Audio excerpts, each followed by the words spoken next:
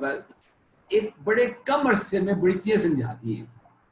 अब चाहे वो तालीम का निज़ाम है, ज़राअत का निज़ाम है, PWDs का निज़ाम है, लेकिन इत्तेफाक से उसके जो सारे हल है ना, वो जा रहे हैं टुवर्ड्स टेक्नोलॉजीज, सारे हल जा रहे हैं उसको। अब मसला ये है कि हमें आदत पड़ गई है देर से फैसले करने की। वो आदत पड़ी है हम पिछले 50 सालों के अंदर, हम तो बाद ही सुनते कहते अच्छा यार देखेंगे। अब ये जो है ना, जिसको मैं कहता हूँ टेक्नोलॉजी की दुनिया या ट्रांसफॉर्मेशन की दुनिया, इसमें फैसला आपको घंटों में नहीं मिनटों में करना पड़ता है। यकीन जाने मिनटों में करना पड़ता है। एक तो फैसला लेट है, दूसरा हम ये चाहते हैं कि हम खुद कुछ ना करें।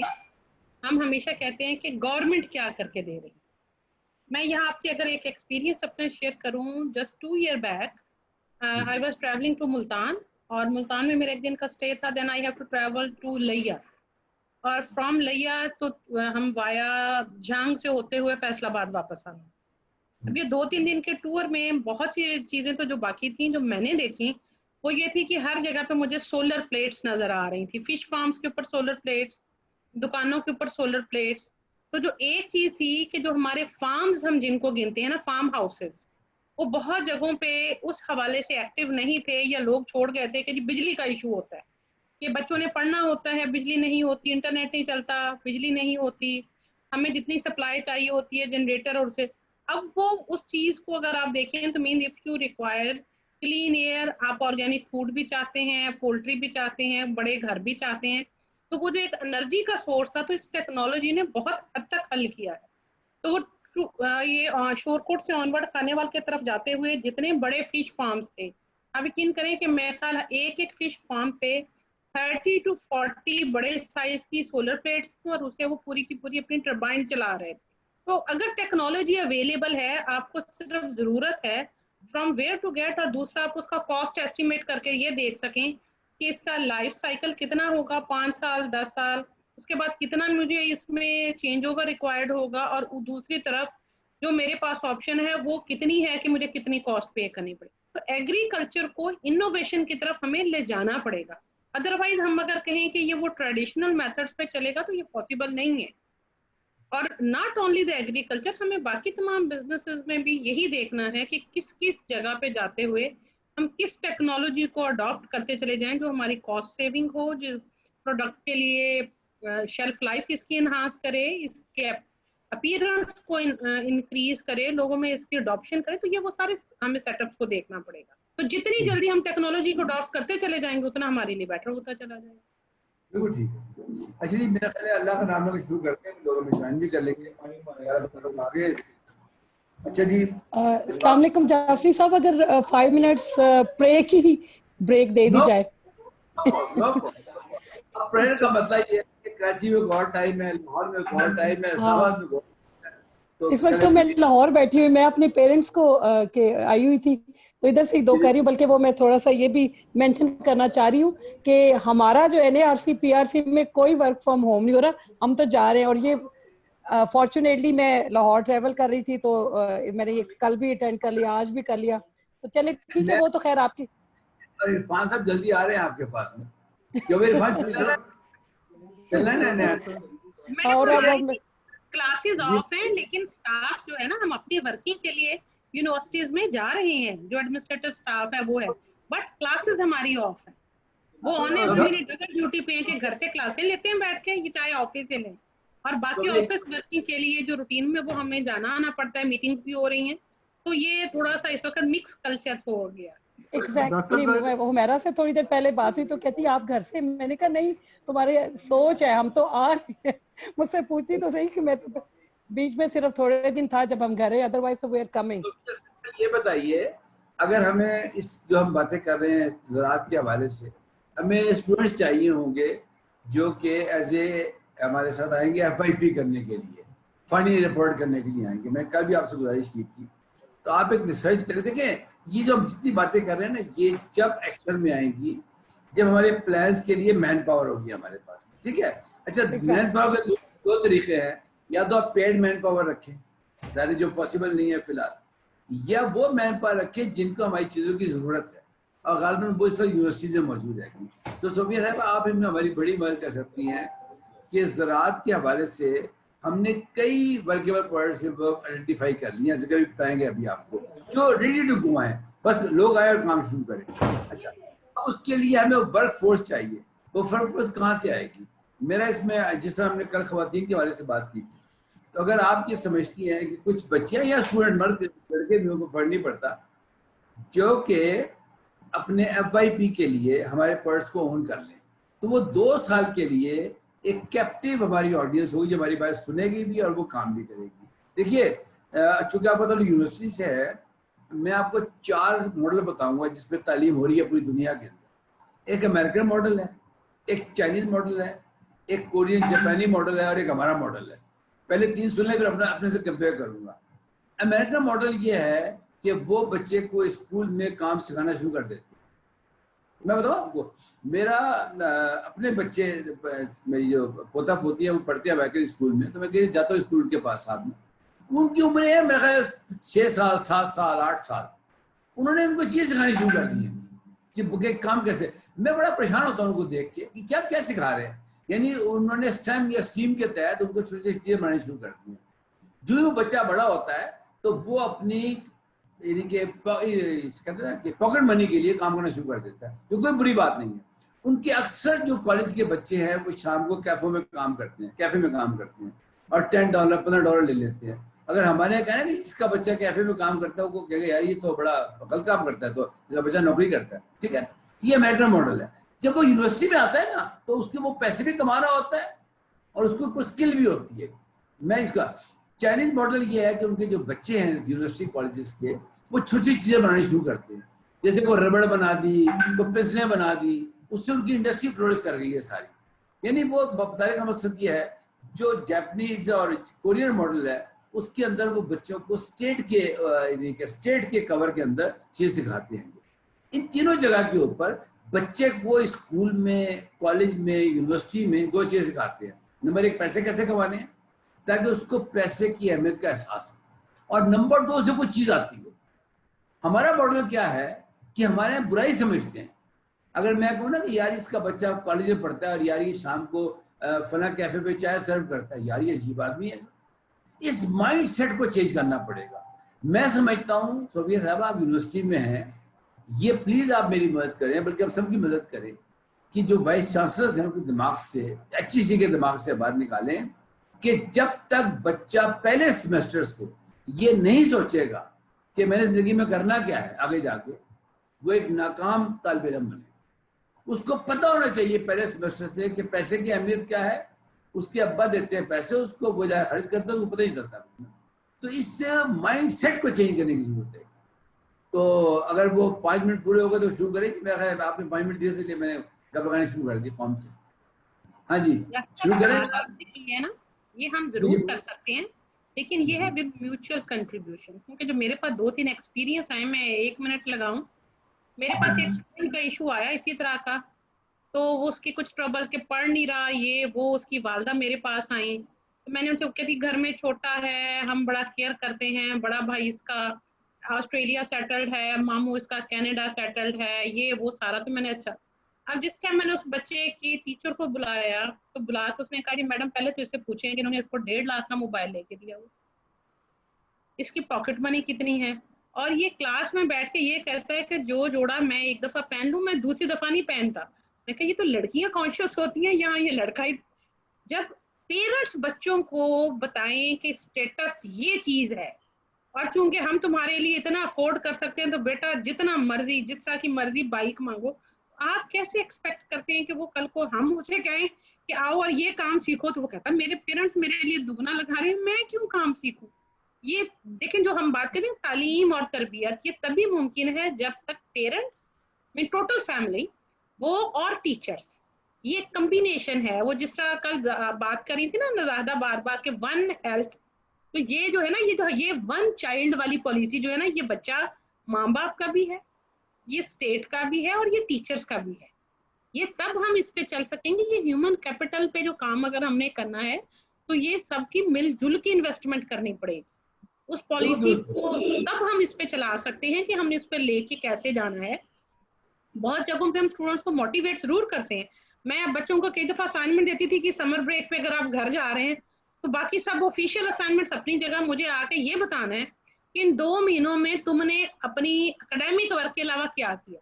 तो कोई ना कोई बताता था कि जी मैंने ये सीखा, तो मेरे अब्बा जी जिम्मेदार है, मैंने उनके साथ हिसाब का खाता वगैरह तैयार करवा के दिया। ठीक है जी, वेल डन। मेरे अब्बा की आड़त है, मैंने 2 महीने वहां लगाए।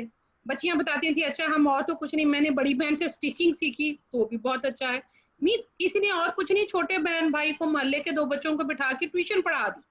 मैंने उनको कहा था कि एक मुझे रिलेटेड टू एकेडमिक्स हो जाए, बट अदर देन एकेडमिक्स एक असाइनमेंट ऐसी तो चाहे पेड हो चाहे नॉन पेड हो वो आपने करके आनी। और वो कहते थे कि वाकई इससे हमारा कॉन्फिडेंस बिल्ड होता है, हमें पता चलता है, हमारी टाइम मैनेजमेंट होती है, और हम सारी छुट्टियां सो के गुजार देते थे। तो वो माएँ भी हैरान हो रही होती थी कि ये इस दफा ਤੁਹਾਡੀ ਉਸਤਾਨੀ ने केड़ी नवी असाइनमेंट ਤੁਹਾਨੂੰ दे कि जी वो बच्चे तो घर आराम करने आए होते हैं। ये माइंडसेट बदलना एक तरफ का काम नहीं है। हम खुद अपने बच्चों के लिए जब ज्यादा अर्न कर रहे होते हैं तो हम उन्हें एक्स्ट्रा पैम्पर कर रहे होते हैं कि ये चीज हम प्रोवाइड कर रहे हैं, क्यों तुम करोगे। लेकिन कुछ ना कुछ चीजें हमें खुद बच्चों के इस काम में डालनी पड़ेंगी। मतलब फाइनल मैं बात थोड़ा सा ऐड करूंगी जाफरी साहब, जैसे कल की डिस्कशन के बाद बिलीव में, मैं वो लाहौर मेरी सिस्टर का भी घर है तो मैं उनके घर आई साथ ही है, तो वो उनके बच्चे ने वॉलनट पाइप बनाई थी, it was so excellent bake किए ना, वो he is in A levels. तो मैंने उसे आज सुबह का वो आया, मैंने कहा तुम यही चीज why don't you start online, आजकल ये इतनी अच्छी बेकिंग तुम लोग करते हो सारे बच्चे मिलके, तो इसको एज अ बिजनेस करो। मैंने कहा कल रात ही हम ये डिस्कस कर रहे थे, and there is no shame, start करो, अपने पहले मिलने जुलने वालों को बताओ कि ये बेकरी आइटम्स है जो होममेड हम करेंगे, और सारे जो है आप लोग मिलके इस तरह का सोचो, और उसको आर्ट का भी थोड़ा सा शौक है, उसकी तरफ भी मैंने मोटिवेट किया। मैंने कहा कल हम सारा वक्त यही बात कर रहे थे, हम विमेन एम्पावरमेंट और उनको कर रहे थे, लेकिन तुम लोगों के लिए भी उतना ही जरूरी है, बजाय ये कि लेट उठो और फिर ये सारा काम करो, पढ़ाई और उसके बाकी चीजों में टाइम जाया करो, व्हाई नॉट इस टाइम को यूटिलाइज करो। तुम लोग के पास स्किल है, इतनी अच्छी बेकिंग आपने की है, इतनी अच्छी आप लोग बना रहे हैं अपने खाने के लिए, तो थोड़ा सा बाहर निकल के आउट ऑफ द बॉक्स ये देखो और अपने साथ इस पे सोचो। तो यही अच्छा एक कल के वेबिनार से पहले भी मुझे आइडिया है, तो कल मैंने और ज्यादा मोटिवेट हो के उनको कहा, उनको भी मोटिवेशन देने की कोशिश करी। ये छोटी छोटी चीजें हैं, अगर हम वही, और सोफिया की बात सही है कि हमें बच्चों के साथ साथ सबसे पहले पेरेंट्स का माइंडसेट चेंज करने की जरूरत है कि नहीं जी बस वो पढ़ रहे हैं तो पढ़ते रहे, हमें थोड़ा सा उनको उस तरफ आहिस्ता आहिस्ता लाने की जरूरत है। और इंशाल्लाह ताला I think with in next few years, हम अगले 10 साल का विजन करें तो हो सकता है हम थोड़ी बहुत चेंज पाकिस्तान में, अगर हम कंटिन्यूसली कोशिश करना शुरू करें तो कर सकते हैं। Thank you. अच्छा जी, मेरा ख्याल है अल्लाह के नाम पे शुरू करते हैं आप लोगों की इजाज़त से, बाकी लोग ज्वाइन करते रहेंगे हमें। अच्छा जी, गुजारिश ये है कि अल्लाह के पाक नाम में शुरू करते हैं। आज की जो हमारी वेबिनार है वो बेसिकली है डैप के ऊपर, ठीक है। डैप जो है वो एक ऐसा इनिशिएटिव है जो उन चीज़ों को एड्रेस करने की कोशिश करेगा जो कि अभी तक एड्रेस नहीं हुई। फॉर एग्जांपल 3 चीज़ें हैं जो ज़राअत के अंदर बड़ी डैप से बनता है, digital agriculture academy of Pakistan, ठीक है जी, बड़ी क्लैरिटी के साथ, ताकि हम सब एक सफ़र की तरफ चले, हमें क्लियर हो कि हम क्या करने जा रहे हैं, ठीक है। और इसमें काफ़ी लोग ने अभी इंटरेस्ट शो किया है। वो डॉक्टर सोफिया के बाद ठीक है कि आजकल इतनी वेबिनार हो रही हैं कि वो लोगों के लिए वेबिनार मैनेज करना मुश्किल हो गया है, पर लेकिन खैर जितने भी लोग हैं उनसे हम बात कर सकते हैं, वो फिर मैसेज आगे जाएगा। डैप का जो आइडिया कंसीव किया गया है वो हमारे दोस्त है डॉक्टर शौक साहब फैसलाबाद में, हमारा है, कई लोगों से अपना डॉक्टर साहबा हैं हमारी, इन सब से मिलके डिस्कस हुआ कि भाई क्या होना चाहिए। तो जो टेक अवे था वो ये था कि ज़राअत में कई चीज़ें आती हैं, क्रॉप्स भी आती है, पोल्ट्री भी आती है, वेटनरी भी आती है, फिश फार्म, सब चीज़ें आती हैं उसके अंदर ना। तो जो स्टडी किया गया वो ये था कि पुराने ज़माने में ये एक ऐसे इकोसिस्टम काम करता था, सब लोग होते थे इसके अंदर, यानी खाद वाले ने खाद बना दी, किसान वाले ने किसान में उसने तो कर लिया, उसने प्रोटेक्शन दी तो कोई उसका वैल्यू एड हुई, कोई चीज़ बन गई, वो चीज़ फिर जिसे कहते हैं ना सर्कुलर इकोनॉमी। एक्चुअली नेचर पूरी काम करती है सर्कुलर इकोनॉमी के ऊपर। हमारा मैं भी सोच रहा था कि सर्कुलर इकोनॉमी में एक मकड़ी भी ज़ाया नहीं जाती, आप नोट करें, जब वो एक छोटा सा कोई जानवर मरता है ना ज़मीन के अंदर, तो वो पहले उसकी वो खाल गलती है, उसको वो चींटियां खा लेती हैं, तो उसकी हड्डियों को और रहते हैं कीड़े खाने के लिए, और फिर उसके बाद वो खाद बन जाती है। इसका मतलब है कि हर चीज ट्रांसफॉर्म हो रही है। मैं कोई एक यूट्यूब पे देखा था, इंडिया में कोई इदारा है जो सुबह सुबह जितनी सब्जियां जब वो कटती हैं तो जो उसके पत्ते निकलते हैं, जो उसके गर्भे निकलता है, वो सब कलेक्ट करते हैं और वो उसको फॉर्म पे ले आते हैं, वेटरनरी फॉर्म पे, वहां पे वो गाय भैंसे खा लेती हैं। उन्होंने जो पूरा साइकिल बताया, उन्होंने कहा कि फ्री, उनके लिए वो गार्बेज था जिनको फेंकना था, फ्री के अंदर वो कहते हैं कि इससे दूध भी मिलता है और पता नहीं बिजली भी मिलती है, पता नहीं आखिर में उन्होंने सब चीजें, यानी वो जो एक पत्ते थे उससे पता नहीं वो कहाँ से मतलब भी कार्य और शुरू मतलब मॉडल है, क्योंकि उसमें उन्होंने बतखें भी रखी हैं, उसमें मुर्गियां भी रखी हैं, वो टोटल साइकिल है जो है सर्कुलर इकोनॉमी ऑफ कॉन्सेप्ट। ये ज़राअत में पूरा है, मैं समझता हूँ। आप हैरान हो गया, हमारे एक बड़े अच्छे दोस्त है, वो नस्ल के अंदर बड़े, सॉरी ये HEC में एग्जीक्यूटिव डायरेक्टर थे, डॉक्टर नाम सुना होगा आपने। रिसेंटली उन्होंने एक फॉर्म बनाया, मैं उनका फॉर्म देखने गया, हैरान रह गया मैं। उन्होंने 1 घंटा मुझे समझाया कि शहद की मक्खियां कैसे काम करती है, और मेरे लिए वो इतनी इंफॉर्मेटिव इंफॉर्मेशन थी कि वो किस तरह मलका होती है, किस तरह उसको प्रोटेक्ट करती है, फिर खुद ही उसको मार देती है। तो मैं यूं सुनता रहा बैठा बड़े गौर से। तो कहने का मतलब ये है कि मैं जिस चीज में जा रहा हूँ, मेरा एक बच्चा है छोटा सा, मुझे वो बच्चा एक्साइट करता है चीजें सीखने के लिए। तो पॉइंट कहने का ये है कि ये एक इल्म है, इसको लोगों तक पहुंचाना चाहिए। हमने पता क्या समझा ज़राअत को कि यार 4 रुपए जमीन ले लो, वहां किसी को लगा के गंदम उगा लो, चावल उगा लो, तो काम हो जाएगा। नहीं, it's a way of life. तो जो डैप है, उन्होंने उस डैप ने क्या किया है कि जैसे हमने महा साहबा से कहा कि जी आप पोल्ट्री के शोबे को देख लें, हमारा साहबा से कहा जी आप हमारी, डॉक्टर शौक को मैंने कहा कि जी आप हमारी क्रॉप के शोबे को देख लें। डॉक्टर साहब ने मुझे कहा था आने के लिए, वो तो ज्वाइन नहीं किया उन्होंने। कहने का मतलब ये है कि जितने भी एक्सपर्ट्स थे मेरे नॉलेज के मुताबिक, देखिए मेरा नॉलेज वो है जो लोग मुझे मिलते रहेंगे, उन सबको रिक्वेस्ट की। इरफान जो है वो बड़े से ज़राअत के अंदर है, बहुत प्रोफेशनल काम कर रहे हैं, इनको रिक्वेस्ट की कि जी आप इसकी प्रोडक्ट मैनेजमेंट में आए, चीज़ें कंसीव करें। देखिए ना, बिजनेस तो ये बाद में बनेगा, डेफिनेटली बनेगा बिजनेस, हम बिजनेस की बात करेंगे इसके ऊपर, लेकिन पहले कोई इंफ्रास्ट्रक्चर तो बना लें, कम से कम तो तंजीम तो बना लें इसके अंदर ना। तो पॉइंट कहने का ये है कि मैं यहाँ से बात शुरू करना चाहूँगा कि डैप जो है वो सिर्फ आज की मीटिंग में 2 चीज़ डिस्कस करे कि हमारी ज़राअत के इकोसिस्टम में गैप्स क्या क्या है, गैप्स, और जो डिजिटल ट्रांसफॉर्मेशन आ गई है हमारी तेजी के साथ, ये इस गैप को कैसे पूरा कर सकती है। जो मुझे बात समझ में आई है वो ये है कि टेक्नोलॉजी के जरिए आप 1 एकड़ जमीन से 100 गुना ज्यादा पैदावार ले सकते हैं। हम इस वक्त ले रहे हैं, मैं रिपीट करूंगा अपनी बात, 1 एकड़ जमीन से आप 100 टाइम बेटर यील्ड ले सकते हैं जो आप ले रहे हैं। वेटरनरी की दुनिया के अंदर उसी जानवर से, मुझे मैंने निज़ाम बताया आपको, सर्कुलर इकॉनमी, बगैर पैसे खर्च किए उन साहब ने साबित किया कि जी मैं दूध बनाने में पैसे खर्च करता ही नहीं हूँ बिल्कुल। हमारे यहाँ जो भैंसे पाल रहा है बेचारा, वो 50% खिलाने पे लगा रहा है, जो फिश फार्म बना रहा है वो उस पे लगा रहेगा, क्योंकि उसको इस सर्कुलर इकॉनमी का पता ही नहीं है। वो कब पता चलेगा? जब इस लोग R&D करेंगे, चीजें लेके चलेंगे। जैसे मैं और इरफान बात करते ऑलिव की, मैं हैरान रह गया।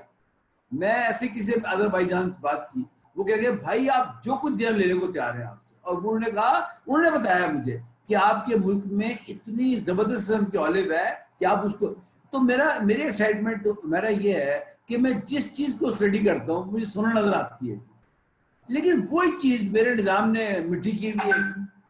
तो इसकी वजह को आइडेंटिफाई करें ना कि एक तरफ अपॉर्चुनिटीज का ढेर लगा हुआ है, एक तरफ मिठाई का ढेर लगा हुआ है। हम सारे दिन बैठ टीवी देखते रहते हैं, ये खराब हो गया, ये हो गया, वो चोर हो गया, उसको अंदर कर दिया, उसको पकड़ लिया, वो पैसे बाहर लेके भाग गया। मैंने टीवी देखना बंद, जीरो कर दिया, मैं देखता नहीं टीवी ना, मैं इंटरेस्टेड हूँ, मैं बिल्कुल इंटरेस्टेड हूँ टीवी देखने के अंदर, क्योंकि वो भी डिमोरलाइज करता है। मैं अगर किसी बच्चे से बात कर रहा हूँ तो मुझे मोटिवेट कर देता है, सफिशिएंट। लेकिन मैं अपनी तकरीर खत्म करता हूँ, मेरी तकरीर खत्म नहीं होती। अब कोई फॉर्मेट नहीं है इसके, जस्ट इनफॉर्मेट डिस्कशन। तो जिस ऑर्डर में आप बैठे हैं, सोफिया साहबा हर आदमी 5-5 मिनट ले ले और एक टॉपिक बताए कि डैप जो है वो, आप सब मेंबर है डैप के, मेरे हिसाब से डैप जो है वो इन गैप्स को आइडेंटिफाई कैसे करें, प्रोफेशनली आइडेंटिफाई कैसे करें, और फिर उसको, ये रिकॉर्ड हम कर रहे हैं, बाद में हम इसको डॉक्यूमेंट भी कर लेंगे, लिख भी लेंगे सब चीज़ों को कि हम क्या कह रहे हैं, और फिर वो उसको हल कैसे करें। देखिए सिर्फ मसले बताने से मसला नहीं होगा कि मैं शुरू कर दूं फांस में ये मसला है, उसका हल बताने से मसला होगा। ले सोफिया साहब आप जरा बात शुरू करें प्लीज। बिस्मिल्लाहिर्रहमानिर्रहीम। कमिंग टू द टॉपिक, मेरा जहाँ तक ख्याल है या कुछ विद रिस्पेक्ट टू हम लोगों ने मुख्तलिफ एक्सपीरियंस और प्रोजेक्ट्स में देखा है, हम अभी तक ट्रेडिशनल पाथ पे हैं। इवन जो हमारा एग्जिस्टिंग लेवल है, जो हमारा एवरेज है, हमारे इवन विद इन कंट्री ही बहुत से लोग प्रोग्रेसिव फार्मर्स के तौर पे हैं। अच्छे पोल्ट्री वाले भी हैं, बहुत अच्छे फिश फार्म वाले भी हैं, लाइफ स्टॉक वाले भी हैं, क्रॉप हस्बेंड्री वाले भी हैं। इवन उनमें जो बहुत से प्रोग्रेसिव हैं उनका और हमारे एवरेज फार्मर का जो उससे रिलेटेड फील्ड का, उनमें बहुत वाइड गैप है। तो एटलीस्ट वो गैप देखिए, हम इंटरनेशनल से कंपटीशन तो बात की बात है ना, वो जो progressive with the local conditions ही अगर डबल यील्ड ले रहा है तो वो एवरेज फार्मर वो क्यों नहीं ले पा रहा? उसके पीछे क्या उसको पानी की कमी है, एफिशिएंसी किसी रीजन से है ना कि नहीं आ पा रही, या वो एब्सेंटी लैंडलॉर्डिज्म है, या उसको अवेयरनेस नहीं है। तो बहुत से एस्पेक्ट्स पे, जितने प्रोजेक्ट्स पे अब तक मैंने ये फील्ड में देखा है, तो मेन तो ये होता है कि जनाब आपने पेस्टिसाइड्स ले जाके फार्म पे दे दी, उस बंदे को जिसको दी, जिसने स्प्रे करना, उसको ये पता ही नहीं है कि इसमें से मेरी जो सकिंग पेस्ट वाली कौन सी है और दूसरी कौन सी है। उसको बस ये पता है मैंने दोनों बोतलें मिक्स करके डाल देनी है, बीमारी चाहे कोई भी। तो जो हमारा वो जो गैप है, उस गैप को हमें एटलीस्ट फर्स्ट स्टेज पे कवर करना है। हम उससे फर्दर तब आगे जा सकेंगे जब हम एटलीस्ट प्रोग्रेसिव फार्मर और एवरेज का गैप जो कवर करें। और उसमें मेन आप अगर देखेंगे तो वो lack of innovation utilization, technology का इस्तेमाल हमारे पास बहुत कम है। जितना भी हमारे पास वो ट्रेडिशनल मेथड्स थे, अब आप देखिए अगर हमारी ये कम्युनिकेशन टेक्नोलॉजीज में with the passage of time over the 1 decade बहुत चेंज आई है, तो उसी तरीके से एग्रीकल्चर फार्मिंग में भी बहुत ज्यादा चेंज पॉसिबल है। अभी भी जो 5 एकड़ वाला फार्मर है, अगर उसने काम करना है तो वो क्यों वही बड़ा ट्रैक्टर लेने की तरफ जाता है। अगर बहुत सी जगहों पे आप देखें वीडियोस है, हम बहुत सी यूट्यूब पे देखते हैं कि हार्वेस्टिंग टेक्निक्स में वो हमारे अभी तक वो या तो गंदम रीपर के जरिए कट रही है, या वो ही दूसरी तरफ एक मेथड है जो दराती के जरिए कट रही है। इन दोनों के दरमियान कोई चीज नहीं। तो लेकिन अब अगर आपके पास एक छोटे टूल्स अवेलेबल हैं जिससे एक मैनुअली वर्क करते हुए एक बंदा छोटी मशीन के जरिए कर सकते हैं, मीन वो small technologies, small innovation technique जिसके जरिए हम प्रोडक्टिविटी ऑफ लेबर एनहांस कर सकते। तो there is a wide gap. या हमारे पास बहुत हाई टेक्नोलॉजी है जो लार्ज फार्म्स वाली है, अब हमारे पास लार्ज फार्म्स उतने नहीं है, तो हमें टेक्नोलॉजी लेके आनी पड़ेगी for the small farm. Poultry farm भी छोटे वाला हो, ठीक है, जो बड़े पोल्ट्री फार्म जिन्होंने चलाने हैं वो अपनी टेक्नोलॉजी उसके मुताबिक ले लें। लेकिन जिस किसी ने अगर सिर्फ 100 मुर्गियां रखनी है तो उसके मुताबिक पता हो कि मुझे क्या क्या चीज चाहिए। जिसने छोटा फिश फार्म बनाना है या जिसने 10 या 20 गाय या भैंस रखनी है तो उसको पता हो कि उसके मुताबिक मैंने क्या क्या टेक्निक और कितनी की जगह। तो ये वाला गैप जो है हम इसको सॉर्ट आउट करके, ताकि हम उन लोगों को एक दफा लेके आए, वो प्रैक्टिस करें, वो उस पर चलना सीखे। लेकिन जब उसको उसकी नो हाउ हो जाती है ना, तो फिर वो टाइम है कि वो बिजनेस को एक्सपेंड करे। एक्सपीरियंस होगा तो साल 2 साल के बाद वो एक्सपेंशन की तरफ ऑटोमेटिकली जाएंगे अगर वो सक्सेसफुल होंगे। लेकिन बजाय इसके कि फर्स्ट टाइम ही वो लोन लें या इन्वेस्टमेंट करें और 2-3 साल के बाद वो फेल्योर पे चले जाएं क्योंकि उन्हें और कुछ ना हो, फाइनेंशियल जो सेटअप है वो मेंटेन करना नहीं आ रहा होता, चीजों का ये नहीं पता होता कि मैंने वेस्टेज रिड्यूस कैसे करनी है, या जिस टाइम पे मेरे पास आउटपुट आ रहा है मैंने उससे पहले ही अपने सेलर के साथ डील कैसे रखनी है ताकि मैं इन टाइम सेल कर सकूं, वो वहां बेच। ये वो सारी जो चीजें हैं, तो इसलिए उसको पहले ये डिसीजंस करने के लिए ट्रेनिंग का गैप बहुत कम है जो है, वो भी हमें उसको देखना। तो ये वो चीजें देखते हुए हम एटलीस्ट ट्रेडिशनल फार्मर को एटलीस्ट पहले प्रोग्रेसिव से तो इक्वेट करें ना, तो फिर हम आगे लेके चलें। बहुत शुक्रिया आपका। मैं इरफान चाहूंगा कि जो बात की है डॉक्टर साहब ने वो बहुत रेलिवेंट है आपके एक्सपीरियंस से, आप यहाँ से कंटिन्यू करें बात को। अस्सलाम वालेकुम जी, पहले तो बहुत शुक्रिया कि आप लोगों ने इस टीम का मेंबर बनने की परमिशन दी या इसमें शामिल किया। अमार साहब से मैं जस्ट 5-10 सेकंड के अमार साहब को मैं 2005 से जानता हूँ, and since then he is working on digital agriculture Pakistan. At that time वो ई विलेज का कॉन्सेप्ट था, बट एट द मोमेंट वो कॉन्सेप्ट ई विलेज से निकल के ई पाकिस्तान के ऊपर आ गए।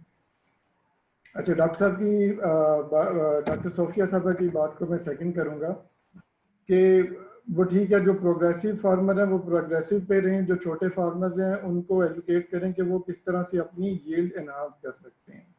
बट यहाँ पे जो मेरी एक अपनी ओपिनियन है कि एक मिसिंग एलिमेंट है कि जो एक एक्टर हम वैल्यू चेन जो पूरी है उसके अंदर एक नए एक्टर को ऐड कर सकते हैं। और वो एक्टर जो अमार साहब ने अपनी पहली इंट्रोडक्शन में जो बताया था कि स्टूडेंट्स जो है ना वो एट द एज होते हैं 18 to 25 ईयर्स में बड़ा वो इनोवेटिव सोल्यूशन की तरफ सोचते हैं। As like you and me, हम लोग बड़े वो स्टीरियोटाइप हो चुके होते हैं, ठीक है। हम लोग लोगों को डायरेक्शन तो दे सकते हैं बट उस तरह से शायद काम ना कर सकें जिस तरह से एक यंग बच्चा कर सकता है 20 साल का। अच्छा, उसमें ये है कि जैसे आपने एग्जांपल दी, पोल्ट्री फार्म है या किसी का ऑर्चर्ड है या किसी की क्रॉप है, कुड बी एनीथिंग, ठीक है। उसमें अगर हम इस स्टूडेंट के एलिमेंट को डालें, agriculture non agriculture doesn't matter, agriculture focused है, नॉन एग्री भी हो सकते हैं, ठीक है। अब वो उस चेन को इतना इन्हांस करेंगे और ऐसे ज़बरदस्त किस्म के इनोवेशन सोल्यूशन लेके आएंगे सप्लाई चेन के अंदर। और मेरी अमार साहब से इसके ऊपर बातचीत भी होती रही है कि हम किस तरह से इन स्टूडेंट्स को एंगेज करेंगे। हमारा जो ऑलिव की जो डिस्कशन जो मेन पॉइंट है, एजेंडा है कि ऑलिव जो है, ऑलिव की इंडस्ट्री जो है, पाकिस्तान जो टोटल ऑयल इंपोर्ट करता है वो अगर मैं गलत नहीं हूँ तो तकरीबन $3 अरब के करीब साल में इंपोर्ट करता है। जो मेजर पोर्शन है वो पाम ऑयल है, बट उसमें ये ऑलिव ऑयल एंड अदर जितने भी वेजिटेबल ऑयल्स हैं वो इंक्लूडेड हैं। अच्छा, ऑलिव हमारा जो NARC एंड बारी, हमारा एक बरानी एग्रीकल्चर रिसर्च इंस्टीट्यूट है, वो ऑलिव वैली के ऊपर बड़ा काम कर रहे हैं पिछले 4-5 साल से। 2015-16 में इनका प्रोजेक्ट स्टार्ट हुआ था विद मिशन के जी यहाँ पे 1 मिलियन ट्रीज जो है वो प्लांट करने हैं इन दिस रीजन। अच्छा, 1 मिलियन ट्री में एक मेजर पोर्शन जो है वो प्लांट ना सिर्फ प्लांट हो चुका है बल्कि वो ना सिर्फ प्लांट हो चुका है बल्कि उन्होंने प्रोडक्शन भी स्टार्ट कर दी है, ठीक है। अब वो जैसे लास्ट ईयर अगर मैं देखूं तो तकरीबन 40-50 आई गेस अराउंड 60 टन जो है वो इन्होंने क्रश भी किया था और इसकी जो एक्सट्रैक्शन रेट है वो तकरीबन 15 से 20% है, ठीक है। अब according to the same institute study कि जो world leading olive oil producer है स्पेन, वो तकरीबन 2.5 मिलियन एकड़ उनकी प्रोडक्शन एरिया है, ठीक है। और पाकिस्तान में जो है पोटेंशियल एरिया है वो तकरीबन 3 मिलियन टन का है, 3 मिलियन एकड़ का है। दैट मीन्स कि हम अगर एक ग्रेजुअली एक किसी टाइमलाइन के साथ चलें तो in few years, in 1 decade या 2 डेकेड्स हम उस 3 मिलियन के मार्क को अचीव कर सकते हैं। For that reason, with that thing in mind, मैंने और जाफरी साहब ने सोचा कि हम जो एग्जिस्टिंग फार्मर्स हैं जो कि ऑलिव ऑयल प्रोड्यूस कर रहे हैं दिस रीजन, अनफॉर्चुनेटली उनका कोई डेटा अवेलेबल नहीं है, ठीक है। डेटा है, लोगों के पास है, बट अगर मैं एज ऑफ टुडे बैठ के रिसर्च करूं तो उनके पास कोई मुझे ऑनलाइन प्लेटफॉर्म नहीं मिलता कि जहां पे मुझे पता चल जाए कि कितने फार्मर हैं, कौन कौन सा अदारा काम कर रहा है, कौन कौन से इनपुट सप्लायर हैं, किसके पास एक्सट्रैक्शन फैसिलिटी अवेलेबल है। ये सारी चीज़ें मैं इसलिए मेंशन कर रहा हूँ कि ये अगर इस तरह का एक छोटा सा प्लेटफॉर्म बना हो इन अ यूज़र फ्रेंडली मैनर, तो किसी भी पर्सन लाइक मी और अ स्टूडेंट और अ फार्मर, तो उसके लिए इस सिस्टम के साथ कनेक्ट होना कोई मुश्किल काम नहीं है। वो जस्ट उस प्लेटफॉर्म के ऊपर आए, 1 क्लिक के ऊपर उसको पता चल जाए कि फार्मर कौन है, उसके पास क्या क्या वैरायटीज अवेलेबल है, पोटेंशियल कितना है, ऑलिव की मैपिंग हुई हो प्रॉपर, ठीक है, कौन सा फार्मर क्या वैरायटी लगा रहा है, एक्सट्रैक्शन कहाँ पे हो रही है, ठीक है। तो उसको ना सिर्फ हम कंट्री लेवल पे उसकी सारी सप्लाई चेन मैनेज कर सकते हैं, कोई भी, कुड बी एनीवन, कि अभी तो बड़ा ट्रेडिशनल मार्केट है ना जी, कि वो पेट उसके बायर्स हैं, पेट सेलर्स हैं, लेकिन मेरे जैसा बंदा या हम डैब को ही अगर बड़े लेवल पे देखें तो डैब अगर उसमें शामिल होना चाह रही है कि जी सप्लाई चेन के अंदर लेट्स सपोज हम एक्सपोर्ट करना चाह रहे हैं, हमारे साहब ने बात की है, एज ऑफ टुडे मैं यहाँ बैठ के किसी से प्रॉपर कनेक्ट नहीं हो सकता, ठीक है, मुझे शायद फिजिकली विजिट करना पड़े, but with the presence of this platform मैं किसी से भी कनेक्ट हो सकता हूँ, ना सिर्फ इन पठवार रीजन बल्कि जो बाकी भी पाकिस्तान के एरियाज हैं, पोटेंशियल एरियाज हैं, मैं वहाँ उनसे कनेक्ट हूँ। ऑनलाइन पेमेंट्स मैकेनिज्म आजकल हर जगह पे है, आप लोग सब लोग खासकर खवातीन, इवन माई सेल्फ, मैं जाके परचेज करता था चीज़ें, अब मैं अपनी हर चीज़ जो है ना वो यहीं से ऑर्डर कर रहा होता हूँ।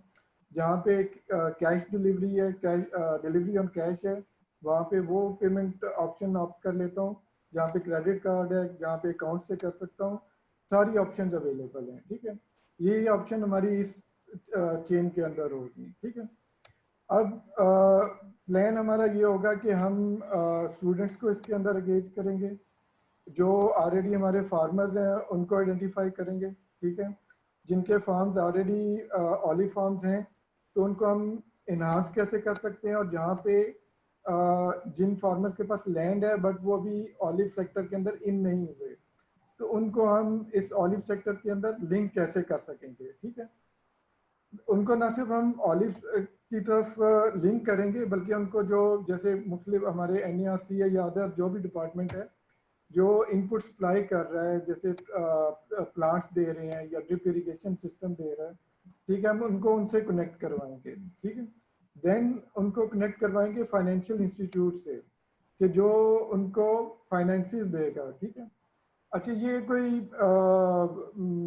सिर्फ वर्बली डिस्कशन नहीं होगी उनके साथ या वर्बली कि जी आपको NARC ये दे रहा है, बैंक ये दे रहा है, ये प्रॉपर एक एग्रीमेंट होगा जिसमें डैप इन्वॉल्व होगा कि आपका जो भी जितनी भी यहाँ पे फाइनेंशियल रिक्वायरमेंट है उसका प्रॉपर एक एग्रीमेंट होगा, उसमें डैप भी इन्वॉल्व हो सकती है, उसमें जो हमारे स्टूडेंट है वो भी उसको ऑन कर सकते हैं कि जो स्टूडेंट वहाँ से अपनी जॉब के लिए सर्च कर रहा है तो उसको हम एज एन फार्म मैनेजर या उसको एजुकेट करके वहाँ का फार्म मैनेजर लगा सकते हैं, जो कि ना सिर्फ ऑलिव बल्कि वो जितनी भी हमारी वहाँ पे पोल्ट्री या अदर कोई क्रॉप हो रही है, वेजिटेबल हो रही है, वो सबको मैनेज कर रहा होगा, ठीक है।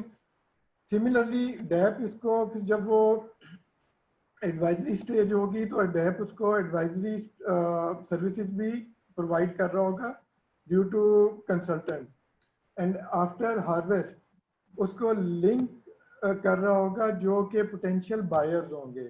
अमार साहब ने जैसे जिक्र किया, सॉरी मैं नाम भूल गया, आई गेस उज़्बेकिस्तान के शायद आप नाम ले रहे थे, कि वहाँ पे हम यहाँ से एक्सपोर्ट कर सकते हैं, यानी कि वहाँ पे बड़ी इम्पोर्ट अजरबैजान सॉरी वो कहते हैं कि हमारी फूड का ये बेसिक कंपोनेंट है। चले आप बाद में बात। जी जी, तो अजरबैजान में जो बैठा हुआ है बंदा वो आज उस कॉन्फिडेंस से यहाँ से फ्रूट इंपोर्ट नहीं कर सकता, लेकिन जैसे ही डैप उसके अंदर शामिल हो जाएगा और डैप इन सारों को मैनेज कर रहा होगा, फार्म को, फाइनेंशियल इंस्टीट्यूट को, एडवाइजरी सर्विसेज को, ठीक है, तो डैप एक्चुअली एक्सपोर्ट मार्केट भी क्रिएट कर रहा होगा, और with the presence of DAP जो कि बाहर इंपोर्टर बैठे हुए अजरबैजान या दूसरे मुल्कों में, वो इजीली यहाँ से इंपोर्ट कर सकेंगे, ठीक है। तो टाइमलाइन जो हमारा एक्शन प्लान है वो यही है कि हम मैं और अमार साहब कुछ मीटिंग भी अभी हम अरेंज कर रहे थे इसके ऊपर, ड्यूरिंग दिस वीक भी हमारी एक मीटिंग इंशाल्लाह होगी। इसमें आप जैसे यूनिवर्सिटी से ताल्लुक़ रखती हैं तो हम स्टूडेंट्स को इसमें एंगेज करना चाहेंगे कि वो स्टूडेंट्स मेरे नज़दीक कि स्टूडेंट्स बजाय कि नौकरियां ढूंढें, देखें 100 बच्चे, अगर मैं इसकी एग्जांपल देता हूँ कि 100 बच्चे हैं तो सब ने जॉब नहीं करनी, सब ने साइंटिस्ट नहीं बनना, ठीक है। मेजॉरिटी जो आने वाला वक्त है और ये कोरोना ने उसको बड़ी तेज़ी से उसकी तरफ पुश किया है कि हमने बिजनेस की तरफ जाना है, ठीक है। हर बंदे ने अपना कुछ ना कुछ बिजनेस सेटअप करना है जो और दूसरों के लिए जॉब्स क्रिएट करनी है, ठीक है। एंटरप्रेन्योरशिप का जो एग्री एंटरप्रेन्योरशिप का कॉन्सेप्ट है उसको इम्प्लीमेंट करना है, ठीक है। तो एक बंदा जो स्टूडेंट फारिग होने वाला है उसको अगर हम ऑन फार्म एक्टिविटीज़ में इन्वॉल्व करेंगे तो जैसे ही उसकी डिग्री कंप्लीट होगी या वो ग्रेजुएशन, मोस्टली प्रेफरेंस ग्रेजुएट्स को होगी, तो जैसे ही वो अपनी डिग्री कंप्लीट करेगा तो वो फुली फ्री होगा कि वो उस फार्म के ऊपर अपना पूरा टाइम दे सके। तो ड्यूरिंग लास्ट ईयर या लास्ट सेमेस्टर उसकी एक किस्म की इंटर्नशिप भी हो जाएगी, उसको एक्सपीरियंस भी मिल जाएगा, वो उस मार्केट से फेमिलियर भी हो जाएगा, ठीक है। जिसको एज ऑफ टुडे बड़ा मुश्किल समझ रहा है कि जी ये बड़ा मुश्किल है, डिफ़िकल्ट है कि जी ये कैसे फ्रूट लगेगा, कैसे मैनेज होगा, कैसे मैं पार्टिसिपेंट ढूंढूंगा, बायर ढूंढूंगा, ठीक है, प्रोसेसिंग कैसे होगी, एक्सट्रैक्शन कैसे होगी, ठीक है, पैकेजिंग कैसे होगी। तो वो आखिरी जो 3 या 6 महीने वहाँ पे लिंक अप होगा उस फार्म के साथ, तो वो ये सारी चीज़ें ना सिर्फ अंडरस्टैंड करेगा बल्कि उनको उस पर उसकी एक्सपर्टीज भी हो जाएंगी। और उसके बाद वो एज ए फार्म मैनेजर या एज एन पार्टनर वो उस फार्म को लेके आगे चल सकता है।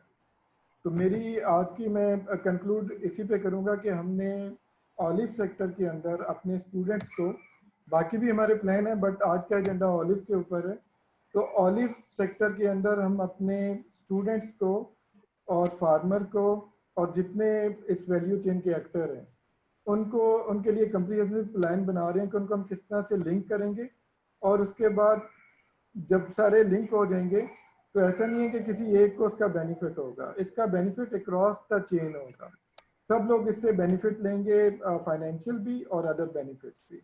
और ये एक बड़ा इको फ्रेंडली जो हमारा फार्म होगा वो उसको हम स्टैब्लिश करेंगे, जहाँ पे आपने भी, डॉक्टर सोफिया साहबा ने भी एग्जांपल दी, अमार साहब ने भी एग्जांपल दी, हमारे बाकी पैनलिस्ट भी एग्जांपल देंगे।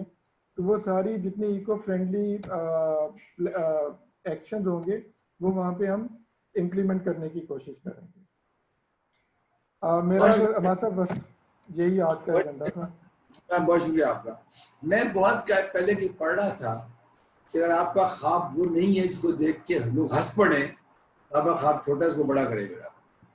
तो जो बात मैं आपसे करने जा रहा हूँ वो मेरा ख्वाब है, और इंसान के ख्वाब को जिंदगी पूरा नहीं होते, उसके पहले बता दूँ आपको। और आप मेरी बात सुन के हंसेंगे, आप मेरी बात सुन के हंसेंगे, आप हंसेंगे तो मैं अपने ख्वाब को और बड़ा करूँगा, इसका मतलब मेरा ख्वाब सही नहीं था। देखिए मेरा ख्वाब ये है, और मैं ये बात आज नहीं कर रहा, 8 साल से ये बात कर रहा हूँ, कि पाकिस्तान की हर यूनियन काउंसिल के एक हमारा डिजिटल हब हो, जिसको मैं RIC कहता हूँ, रूरल इंक्यूबेशन सेंटर कहता हूँ। ये सारे काम वो करेगा। हमने इतने डिस्प्लेड बना दिया सोसाइटी के अंदर कि हमारा सारा काम इस्लामाबाद में हो रहा है, कुछ काम हमारा सुबह घूमते अपने उसमें कर रही हैं, और बहुत कम काम हम डिस्ट्रिक्ट लेवल पे कर रहे हैं। बल्कि नीचे तो तहसील पे और नीचे तो कुछ है ही नहीं, निज़ाम ही नहीं है, ठीक है जी। वो जो बात होती है DC साहब को पता है, DC साहब के पास जॉब वो बात जी वो चीफ मिनिस्टर साहब को पता है, और जॉब ये बात फेडरल गवर्नमेंट को पता है। तो ये मैं I am sorry to use the word, ये माफियाज बन गए हैं सारे ये, और हमें इसके खिलाफ लड़ना पड़ेगा। ये हमारे बच्चों के मुस्तकबिल का सवाल है। आप यकीन जाने, आप सब यंग लोग हैं, बात याद रखिएगा, ये आपके बच्चों के मुस्तकबिल का सवाल है। आपके सामने खड़ा होना पड़ेगा, चाहे वो मार दे आपको, फर्क नहीं पड़ता है। ये गैप्स क्यों बने जिसकी आप बात कर रहे हैं? आज तक ऑलिव पे काम क्यों नहीं हुआ इस मुल्क के अंदर? 2 बंदों ने सोचा सिर्फ बैठ के, अम्मार जाफरी, इरफान ने। मैं हैरान हूँ कि हम कितनी तेज ट्रैक से गुजर गए इसके ऊपर से। मैंने थोड़ी सी बात सोची तो एकदम ट्रैक्स में चढ़ गए। इसका मतलब यह है कि काम ये मुश्किल नहीं आएंगे, किसी ने सिंसियरली सोचा ही नहीं इसको। जिसने ये सोचा उसने कहा मुझे क्या मिलेगा इसमें से। मैं जब उमरा से बात करता हूँ या इरफान से बात करता हूँ या मैं किसी से बात करता हूँ, तो मैं ये सोचते ही हूँ मुझे क्या मिलेगा इसमें, या जिस जगह मैं बैठा हूँ जो मेरे पास है और मुझे क्या चाहिए। मैं तो अक्सर कहता हूँ अगर मैं हर बार सजदे पड़ा रहूँ तो शायद उसका शुक्र अदा कर सकूँ। तो उसके बाद जरूर मैं एक प्राइवेट कंपनी मुझे जरूर मिलना चाहिए, मैं वही पैसा दोबारा लगा दूंगा अपनी चीज़ों के ऊपर। तो मैं अब नेक्स्ट अपने स्पीकर के पास जाने से पहले ये बात करूंगा कि जो बात सोफिया आपने किया या जो बात इरफान आपने की है, उसमें ये बहुत बड़ा दखल है कि हम इकट्ठे काम कैसे करें। अगर हमने डैब को भी पुरानी तर्ज पे चलाने की कोशिश की कि ये कोई एक बंदे की मुनाफली है उसमें और उसके अलावा कुछ सुनता नहीं किसी की बोलना, डैप मेरी मोनोपोली नहीं होगी, मैं ओपनली बता रहा हूँ। सब जो मेरी बात सुन रहे हैं, हम सब मिलकर डैप चलाएंगे, ये कमर्शियल बुनियादों पे चलेगी। इसका एक पूरा मॉडल है मेरे जहन के अंदर। और मैं जिस टीम ने ये नहीं सोचा ना कि हम इकट्ठे काम कैसे करेंगे, वो टीम की प्लानिंग ही करता है मेरे साथ, उससे बचे टीम से। मैं तो भागता हूँ, मैं तो पहले पूछता भाई तुम्हारी प्लानिंग क्या इकट्ठे काम करने की। और मैं समझता हूँ बिजनेस मॉडल, माइक्रो बिजनेसेस, छोटे छोटे बिजनेसेस, इकट्ठे काम करना, रूल्स रेगुलेशन तय कर लेना, ये एक मैं समझता हूँ कि एक वो गुफ्तगू है कि जो हमें मिलके इसके ऊपर करनी चाहिए। अच्छा जी, अब पोल्ट्री की सनत की तरफ आते हैं। हमने बात कर ली, डॉक्टर माह से बात करते हैं। डॉक्टर माह PhD डॉक्टर या पता नहीं कौन सी डॉक्टर है, मैं डरता हूँ अभी स्पेस फोरम से पहले एक साहब को मैंने मिस्टर उस्मान कह दिया, कोई कोरिया में थे, कहने के सर मैं डॉक्टर उस्मान हूँ। मैं सॉरी भैया, सॉरी अगर आप हर्ट हुए तो माँ थोड़ा सा अपने बारे में इनको बता दो। माँ से रिसेंटली मुलाकात हुई है, इनके भाई हमारे बच्चे दोस्त है पुराने, और माँ पोल्ट्री में वैसे ही काम कर रही है। Please over to you please. आपकी आवाज, अच्छा ठीक है ठीक है ठीक है, बोले बोले। मेरे ख्याल महा का माइक ऑन नहीं है। जी नहीं ठीक है, मेरा ख्याल है। नहीं ठीक है, आप बातें आ रही है, बोले। नहीं माँ आपकी आवाज नहीं आ रही, आवाज नहीं आ रही है।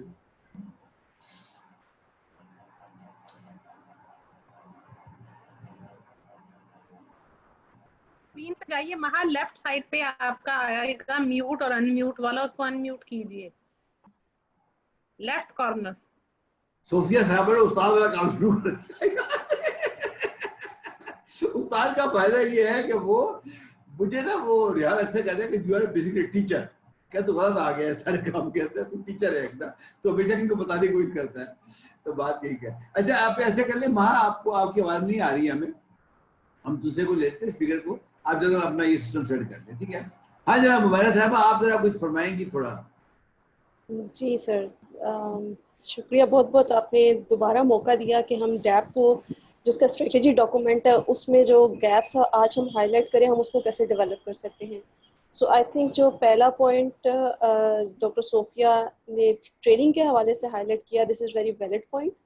एंड सेकेंडली सप्लाई चेन के हवाले से डॉक्टर इरफान ने बताया। So I would include into that कि हम अगर देखें कि हमारे जो पाकिस्तान में अभी जो एक्सटेंशन सर्विसेज चल रही हैं या फार्म एडवाइजरी सर्विसेज चल रही हैं, वो अब तक हमारी जो 1945 या जो पहली जंग अजीम थी उस वक्त की अब तक चल रही हैं। So there is no any innovation और रिनोवेशन इन एक्सटेंशन, स्पेशली कि अब जो कॉन्सेप्ट है, अगर हम दूसरे कंट्रीज़ को देखें, वहाँ पे एक्सटेंशन का कॉन्सेप्ट अब चेंज है। वहाँ पे everything is public and private goods का एक बहुत बहुत क्लियर डिफरेंस नज़र आ रहा है। अगर कोई, जैसे अगर डैप कोई काम कर रहा है, तो देन अगर ये पब्लिक प्रॉपर्टी है तो वो बड़ा क्लियरली विजिबल है कि यस ये पब्लिक प्रॉपर्टी है और इसको इस तरीके से इसकी इम्बेड होगा ये कम्युनिटी लेवल पे। और अगर प्राइवेट है तो then private sector knows very well कि कौन सी ऐसी चीज़ें एंटिटी हैं जो कि प्राइवेट गुड्स के अंडर आती हैं। सो एक ये बहुत बड़ा हम स्टूडेंट्स के लेवल पे भी गैप है कि हमें पब्लिक और प्राइवेट गुड्स का नहीं पता। सो आई थिंक इसमें जो डैप का जो डॉक्यूमेंट हो, इसमें ये बड़ा क्लियर हो कि जो भी काम हम कोलैबोरेटिव नेटवर्किंग के थ्रू कर रहे हो तो ये एक क्लियर एलिमेंट हो उसका। और टेक्निकली आई डोंट फील कि इन पाकिस्तान कोई ऐसा गैप है।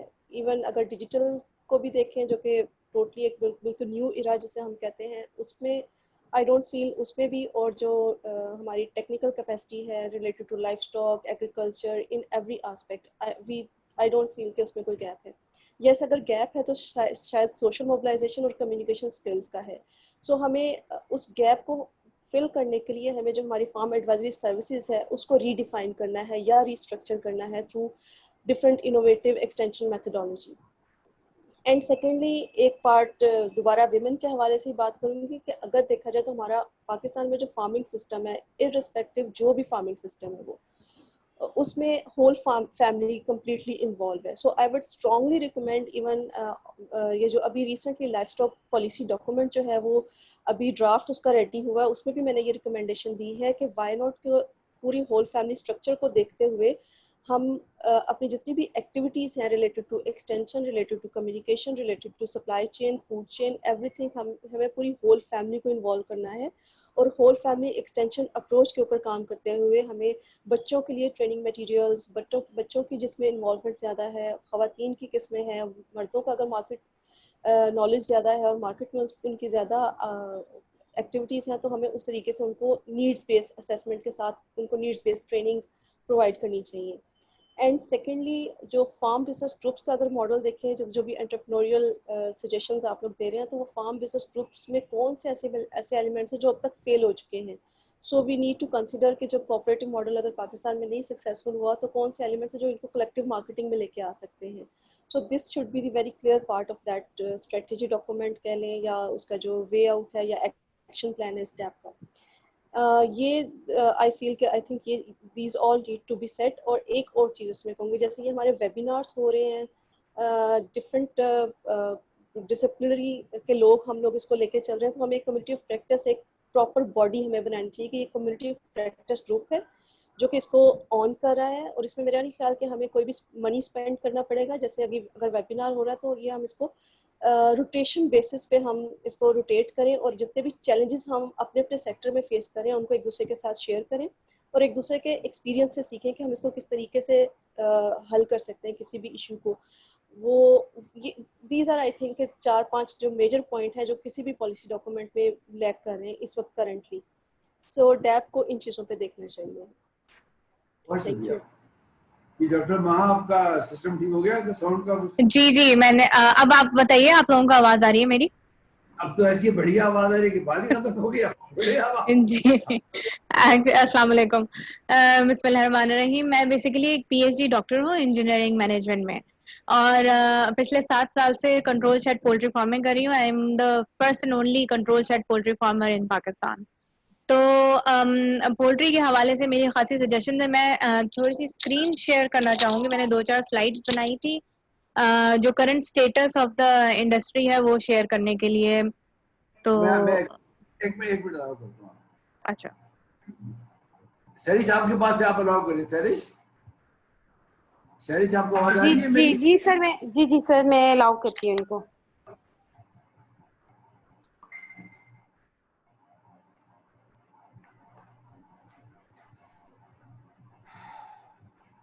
तो बस करंट जो मेरी जो 4 स्लाइड्स हैं वो आपको current situation of the industry भी बताएंगी, और गैप्स जो हमें वी नीड टू फुलफिल।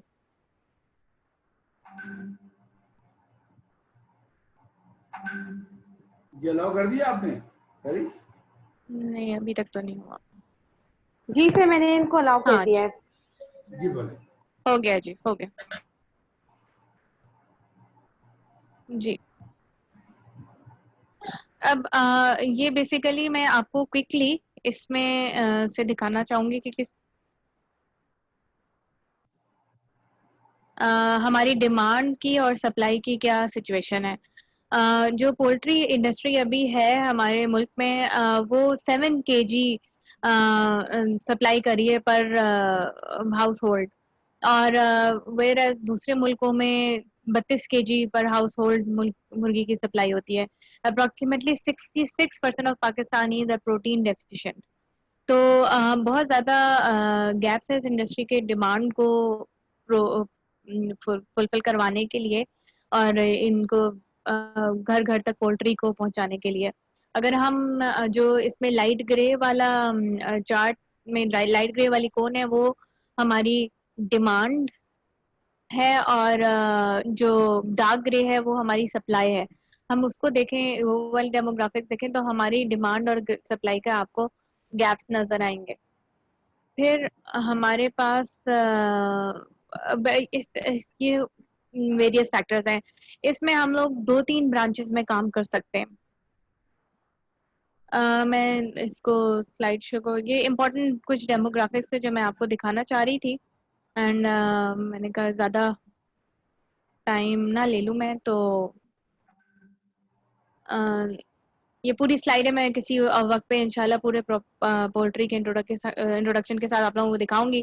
फिलहाल वो बात को मुख्तसर करने के लिए इसमें बहुत सारे ब्रांचेस में हम देख सकते हैं डिमांड को कैसे मैनेज करना है, सप्लाई को कैसे मैनेज करना है, और पॉलिसी मेकिंग और गवर्नमेंट की रेगुलेशन की हमें कितनी हेल्प की ज़रूरत है इस इंडस्ट्री को, because it feels that this industry has been left orphan. हम लोग फार्मर जो है वो बीमारी के वक्त में भी 70 रुपए का चूजा खरीद के 70 रुपए किलो मुर्गी भी बेच रहा होता है, और वो 80-80 लाख रुपए पर फ्लॉक नुकसान कर रहा होता है। और ऐसा भी वक्त आता है फार्मर के ऊपर जब 4 रुपए का चूजा लेके वो 200 रुपए पे किलो पे मुर्गी भी बेच रहा होता है, और उस वक्त वो फायदा उठा रहा होता है। तो there needs to be certain management and regulation that is set to play by the government के सारी चीजें मॉनिटर और कंट्रोल हो सके। दूसरी एक टेक्नोलॉजी की अगर हम स्टूडेंट्स को इन्वॉल्व करके हस्बेंड्री के साथ साथ अगर हम टेक्नोलॉजी की इनपुट भी इस फील्ड में इनकरेज कर सकें, क्योंकि फार्मर को फिल वक्त कोई विजिबिलिटी नहीं है कि चिक्स प्लेसमेंट के हवाले से भी और प्रोडक्शन के हवाले से भी कि किस इस वक्त मार्केट की क्या पोजीशन है। फार्मर एक साइलोज में बंद है, उसकी अप्रोच नहीं है तमाम फार्मर्स के साथ भी और मार्केट के साथ भी।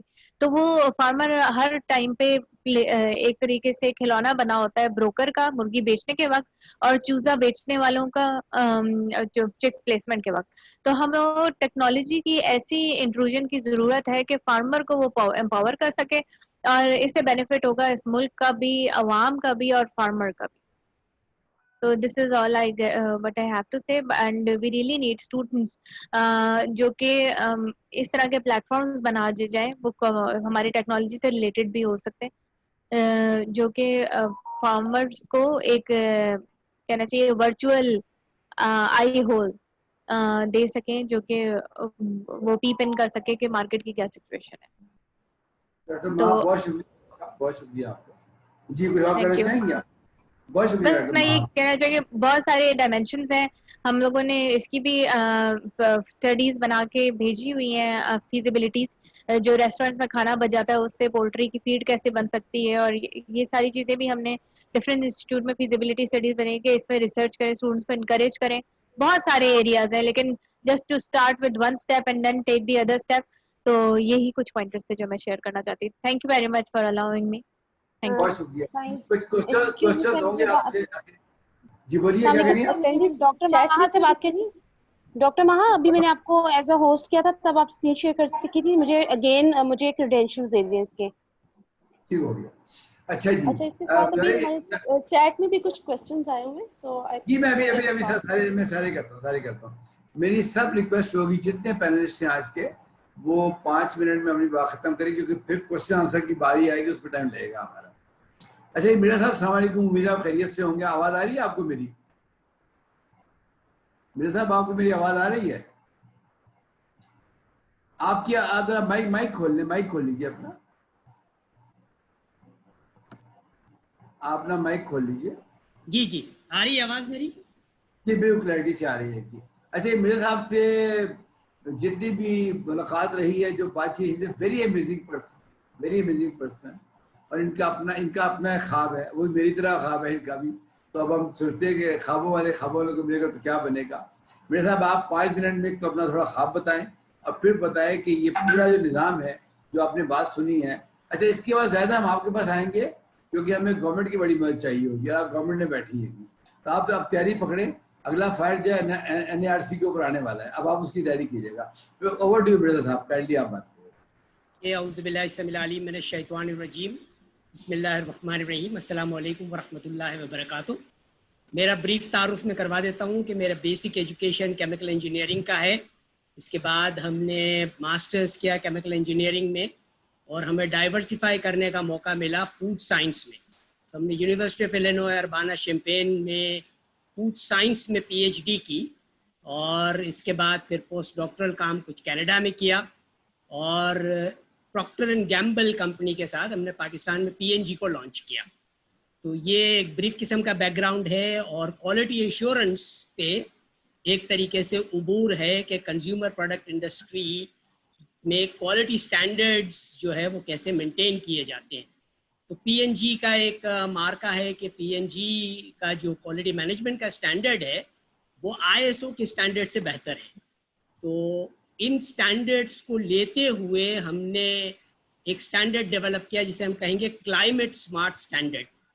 और ये climate smart standard as a food scientist हमें परेशानी ये हुई कि जो भी प्रोसेसिंग हम फूड की करते हैं अगर उसके इंग्रेडिएंट्स सही ना मिले हमें तो एंड प्रोडक्ट्स आपका क्वालिटी का नहीं बन सकता।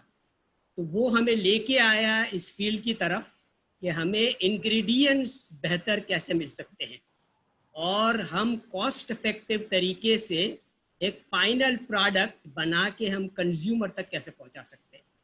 तो ये एक हमारा डेवलप हमने जो मॉडल किया है वो ये है कि हर कम्युनिटी के अंदर एक wheel of life farm school होना चाहिए, ठीक है, जिस फार्म स्कूल के अंदर बच्चे तालीम भी हासिल करें और ख़वातीन और माएँ जो कम्युनिटी के हैं वो इसमें शामिल हो, उनको ट्रेन करके हम टीचर्स बनाएं और climate smart agriculture, climate smart education की तरफ उनका रुझान हो। ख़वातीन अच्छा खाना बनाती हैं, तो कॉन्सेप्ट हमारा व्हील ऑफ फार्म स्कूल का ये है कि जिस जगह पे क्लाइमेट स्मार्ट एग्रीकल्चर को यूज़ करके इंग्रेडिएंट्स उगाए जाएं वहीं पे क्लाइमेट स्मार्ट किचन के अंदर उसे कुक करके कम्युनिटी मेंबर्स को सर्व किया जाए।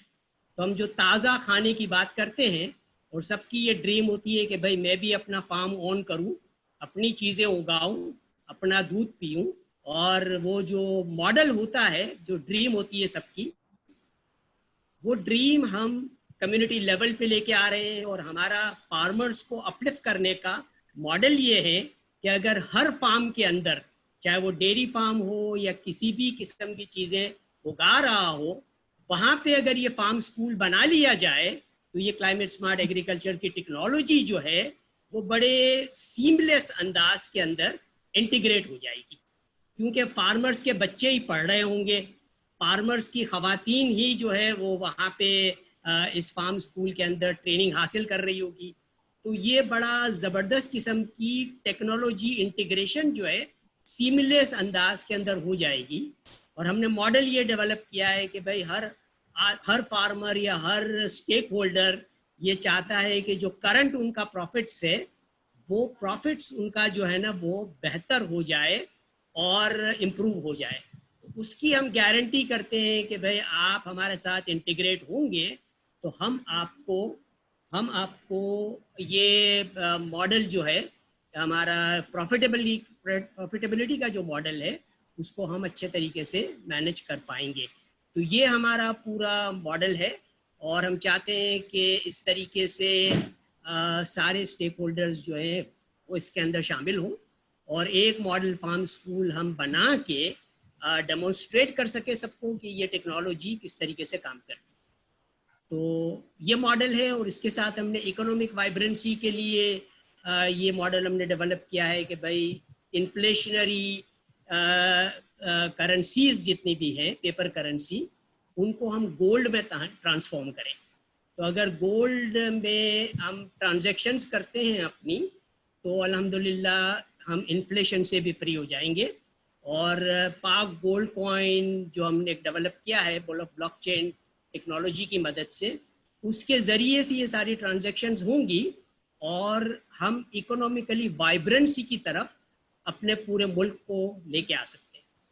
तो सारे लोग जो हैं वो हमारा ये क्लाइमेट स्मार्ट फूड अफोर्ड भी कर सकेंगे और हमारा सरप्लस प्रोडक्ट जो है हम बड़ी अच्छी तरीके से एक्सपोर्ट भी कर सकेंगे, क्योंकि वो क्लाइमेट स्मार्ट ऑर्गेनिक होगा तो रेवेन्यूज़ जो हमें मिलेंगे वो बेहतरीन किस्म के रेवेन्यू हमें मिल सकते हैं। और आखिरी में बस कंक्लूड इस तरह करूँगा मैं कि पाकिस्तान के अंदर हमने दुनिया घूमी है और हर तरह से हमने प्रोडक्ट्स दुनिया के तनावुल किए हैं, लेकिन पाकिस्तान का जो जायका होता है वो एक बेंचमार्क जायका है और दुनिया सारी पसंद करती है उसको। शुक्रिया आमिर साहब, बहुत बहुत। अच्छा भाई, खाता पीता ऐसे रहता हूँ कि मैं पूरे दिन यहीं बैठा रहता हूँ, अगर मैं गाँव भी होगा नहीं जाना पड़ेगा। अब सॉरी बट मैं अपनी चीज़ें आती रहती है मेरे पास। मेरी गुजारिश ये है कि आप सारे मुझे क्रेडिट दें कि मैंने किस तरीके से ऐसे लोग जमा कर दिए हैं जो मिलकर कुछ कर सकते हैं। आप यकीन रहे, अभी इससे पहले मैं जिसमें था फोरम में, वो था पीडब्ल्यूडीज के लिए, तो हमने अल्हम्दुलिल्लाह 30 वो लोग जमा किए जो एक्सपर्ट्स थे इस पे काम करने के लिए।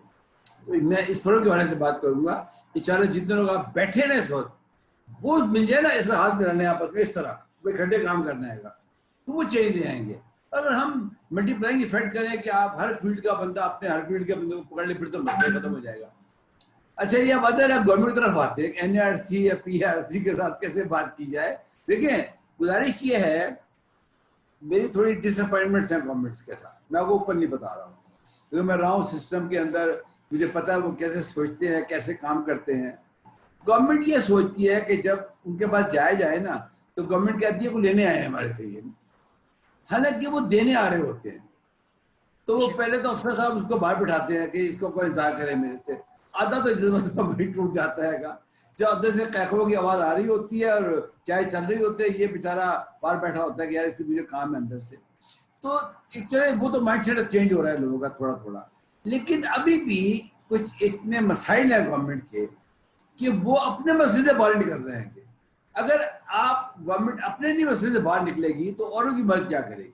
तो मैं देखता हूँ कि जितने भी इदारे हैं सूबाई लेवल पे हैं, मैं आपसे कोई बात बताता हूँ, मैं पढ़ता था लाहौर में पंजाब यूनिवर्सिटी के अंदर, तो मैं ये GTS के बस भी जाया करता था लाहौर में। तो वो छोटी सी रोड थी बस, और क्या था। तो वजीराबाद के पास एक पूरा इदारा था, दरही तरक्याती इदारा कहते थे उसको, और क्या नाम था उसका, बाकायदा वो कोई 1.5-2 मील में फैला हुआ था। वजीराबाद शुरू होने से लेकर और यानी कि उसकी सरहद अखीर तक वो पूरा इदारा था। वो आप यकीन कर लें, इरफान वहां पे फॉरेनर पढ़ने आते थे। मैं फिर रिपीट करूंगा, मैं आपसे बात कर रहा हूँ 60s की, 68-67 की बात कर रहा हूँ। वहां पे फॉरेनर पढ़ने आते थे और अक्सर वो रोड क्रॉस करते थे, वो रोड के दोनों तरफ था वो इदारा। मुझे बताएं, ये अपना हरीपुर में हमारी जो TIP थी, टेलीफोन इंडस्ट्री ऑफ पाकिस्तान, ये जो ना जो आपने जोंग ये जितने बड़े बड़े आप नाम लेते हैं, ये तो उसके कहीं बाद बने हैं। हमारी पूरे एशिया की इंडस्ट्री वहां थी टेलीफोन की, लोग पढ़ने आते थे वहां पे। हम तो हेडमास्टर अपने इदारे तबाह करने के लिए। तो चले, मैं फिर कहता हूँ कि माजी मुझे अच्छा लगता माजी की बातें करना, लेकिन बताना कभी कभी जरूरी होता है कि भाई हमने पहले क्या किया है अपने साथ। तो चलो, जो पहले हो रहा था वो तो हो गया।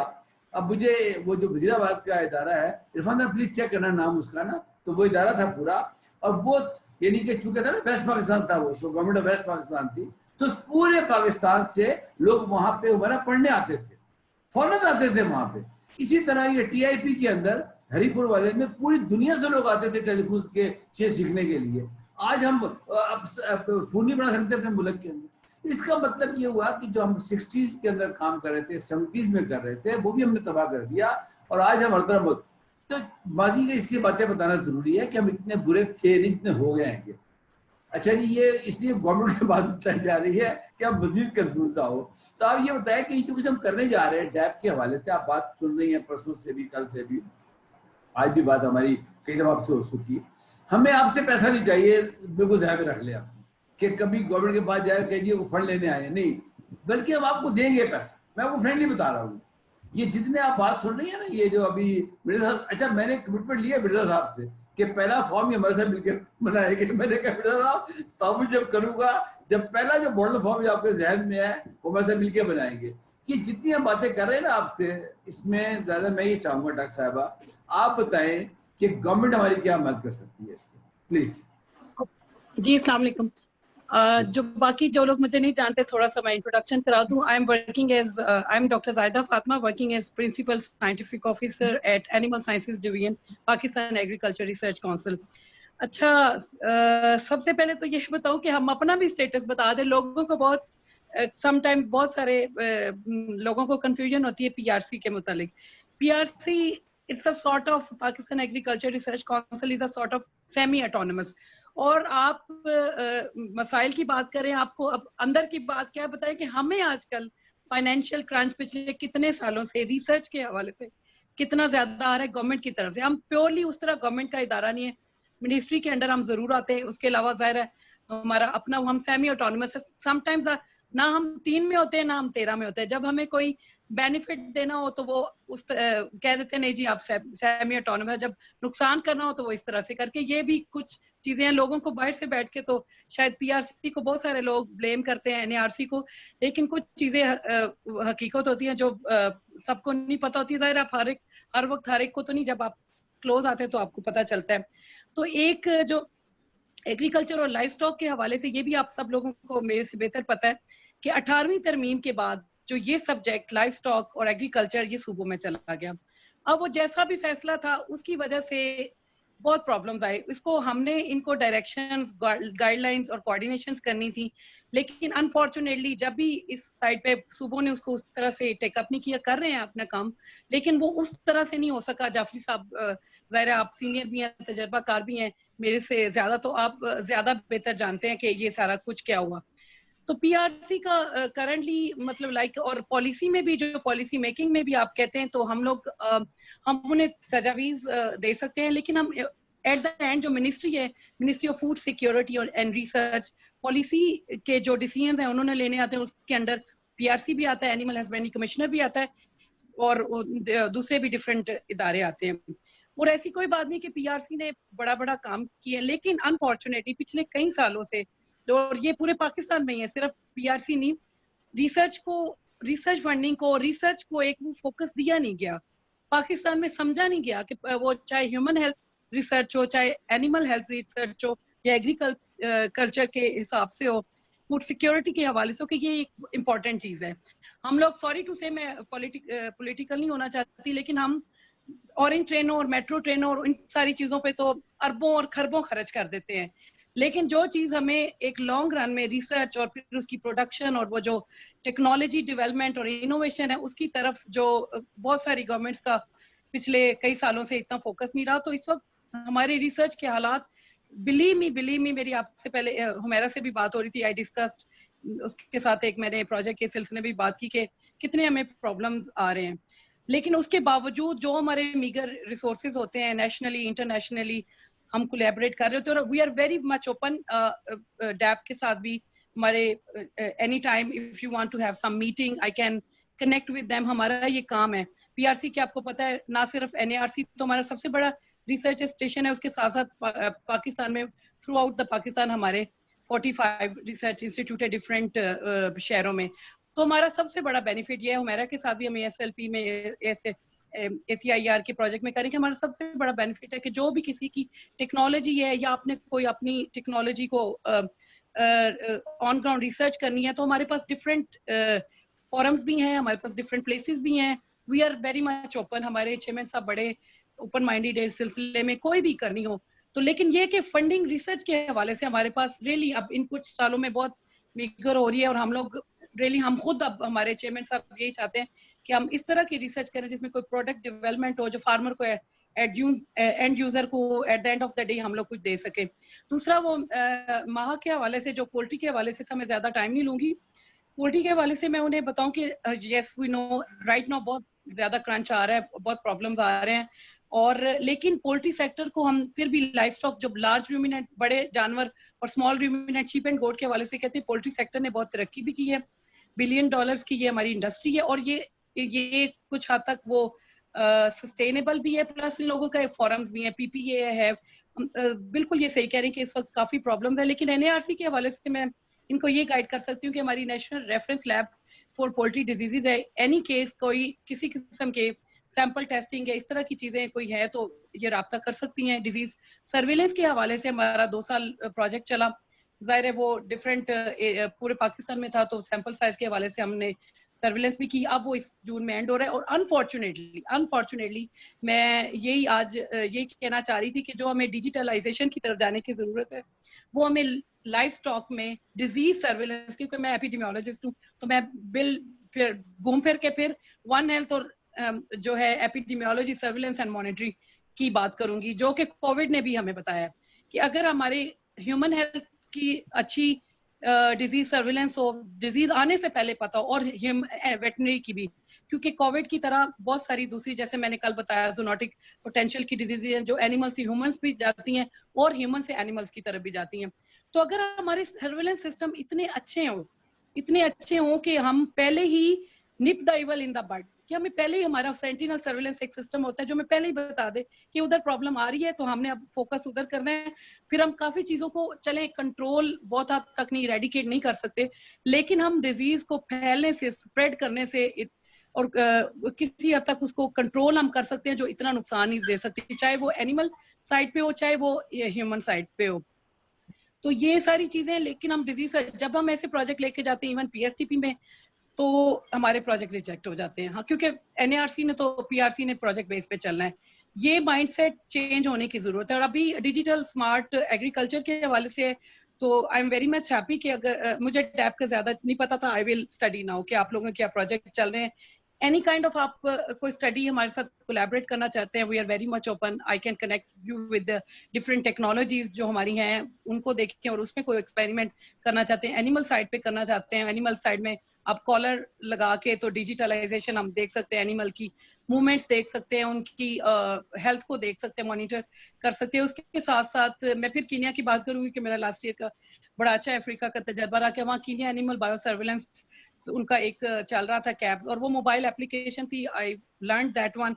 और उसमें यही था कि वो उन्होंने वेटनेरियंस को ट्रेन किया, और फिर उसको वो जो एनिमल सर्विलेंस डिफरेंट डिजीजेस वो डेटा कलेक्ट कर रहे थे मोबाइल के थ्रू, और सारा डेटा फिर आ रहा है आपके पास सॉफ्टवेयर में, और उसमें फिर आप उसको डेटे को एनालाइज कर सकते हैं। और फिर डेटा किस लिए होता है, और डेटा में हमेशा बीइंग एपिडेमियोलॉजिस्ट कहती हूँ कि data for the sake of data collection is useless.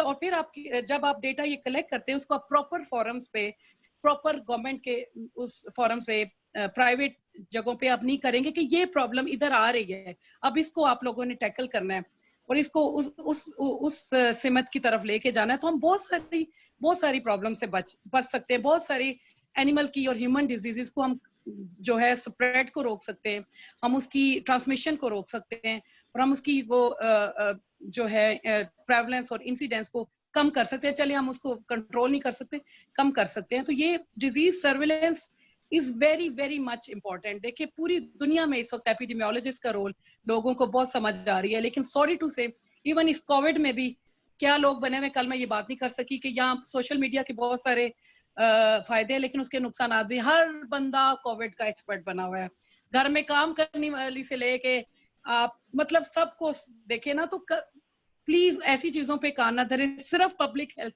Experts को सुने, ऐसे टोटकों में ना जाएं। इसका अच्छा भी है, जाहिर है हर चीज के अच्छे फायदे भी होते हैं और नुकसान भी होते हैं। तो जो प्रॉपर लोग पब्लिक हेल्थ एक्सपर्ट हैं, सिर्फ उन्हीं की बात सुने और उन्हीं को ऑन बोर्ड लें।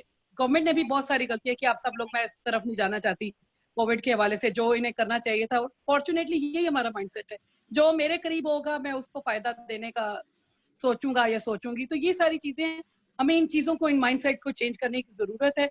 डिजीज सर्विलेंस के हवाले से अगर वो माह के वो जो कंट्रोल शेड के बड़ा अच्छा पोल्ट्री का चल रहा है। पोल्ट्री में मैं फिर यही कहूंगी कि ministry of food security and research को जाएं, फखर इमाम साहब इस वक्त मिनिस्टर हैं, जाएं, अगर वो बड़े अच्छे इंसान है, मतलब ज़राअत के हवाले से उनका काफी है, प्लीज नॉक द डोर्स। और हम लोग पीआरसी उनके साथ इस हवाले से है, लेकिन बिल्कुल हम प्योरली गवर्नमेंट भी नहीं है और प्योरली हम प्राइवेट भी नहीं है। लेकिन जो टेक्नोलॉजीज एनएआरसी में आज तक है, हम लोग we are ready to collaborate with everyone, we are very much open.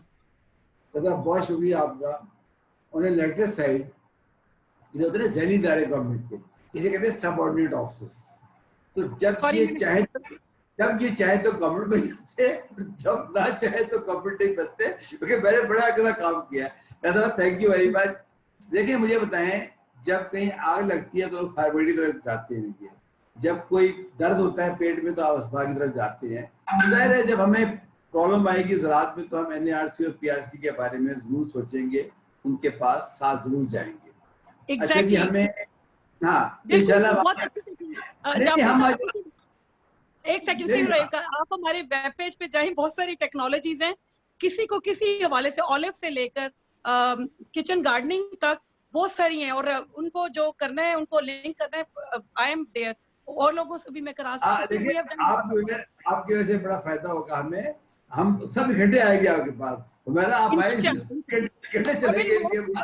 देखिए इस वाहिदा तो ऑलरेडी ऑन बोर्ड है हमारे साथ, तो देखिए कोई मसला नहीं। देखिए मुझे इस फोरम का फायदा ये है, इसमें यूनिवर्सिटी भी हमारे साथ है, टेक्नोलॉजी के लोग भी हमारे साथ है, कंपनी हमारे साथ है, तो मसला क्या है, मसला हल हो जाएगा। अच्छा जी, अब थोड़ा सा बात को आगे लेके चलते हैं।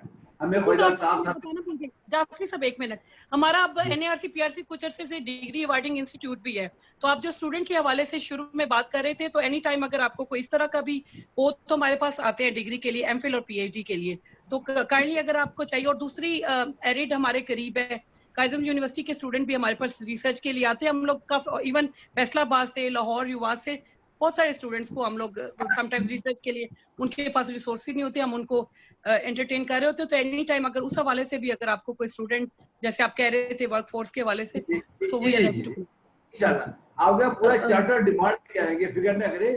डैब जो है डैब, वो पूरा चार्टर डिमांड लेके आएंगे आपको। बहुत शुक्रिया। अच्छा जी, बहुत शुक्रिया आपका, बहुत खुशी हुई आपसे मिलकर, और हम आपकी लैब की सर्विसेज तो अवेल करते ही हैं रेगुलरली, और really happy to know that so kind of you कि आपने कहा I can connect with you, I will surely connect.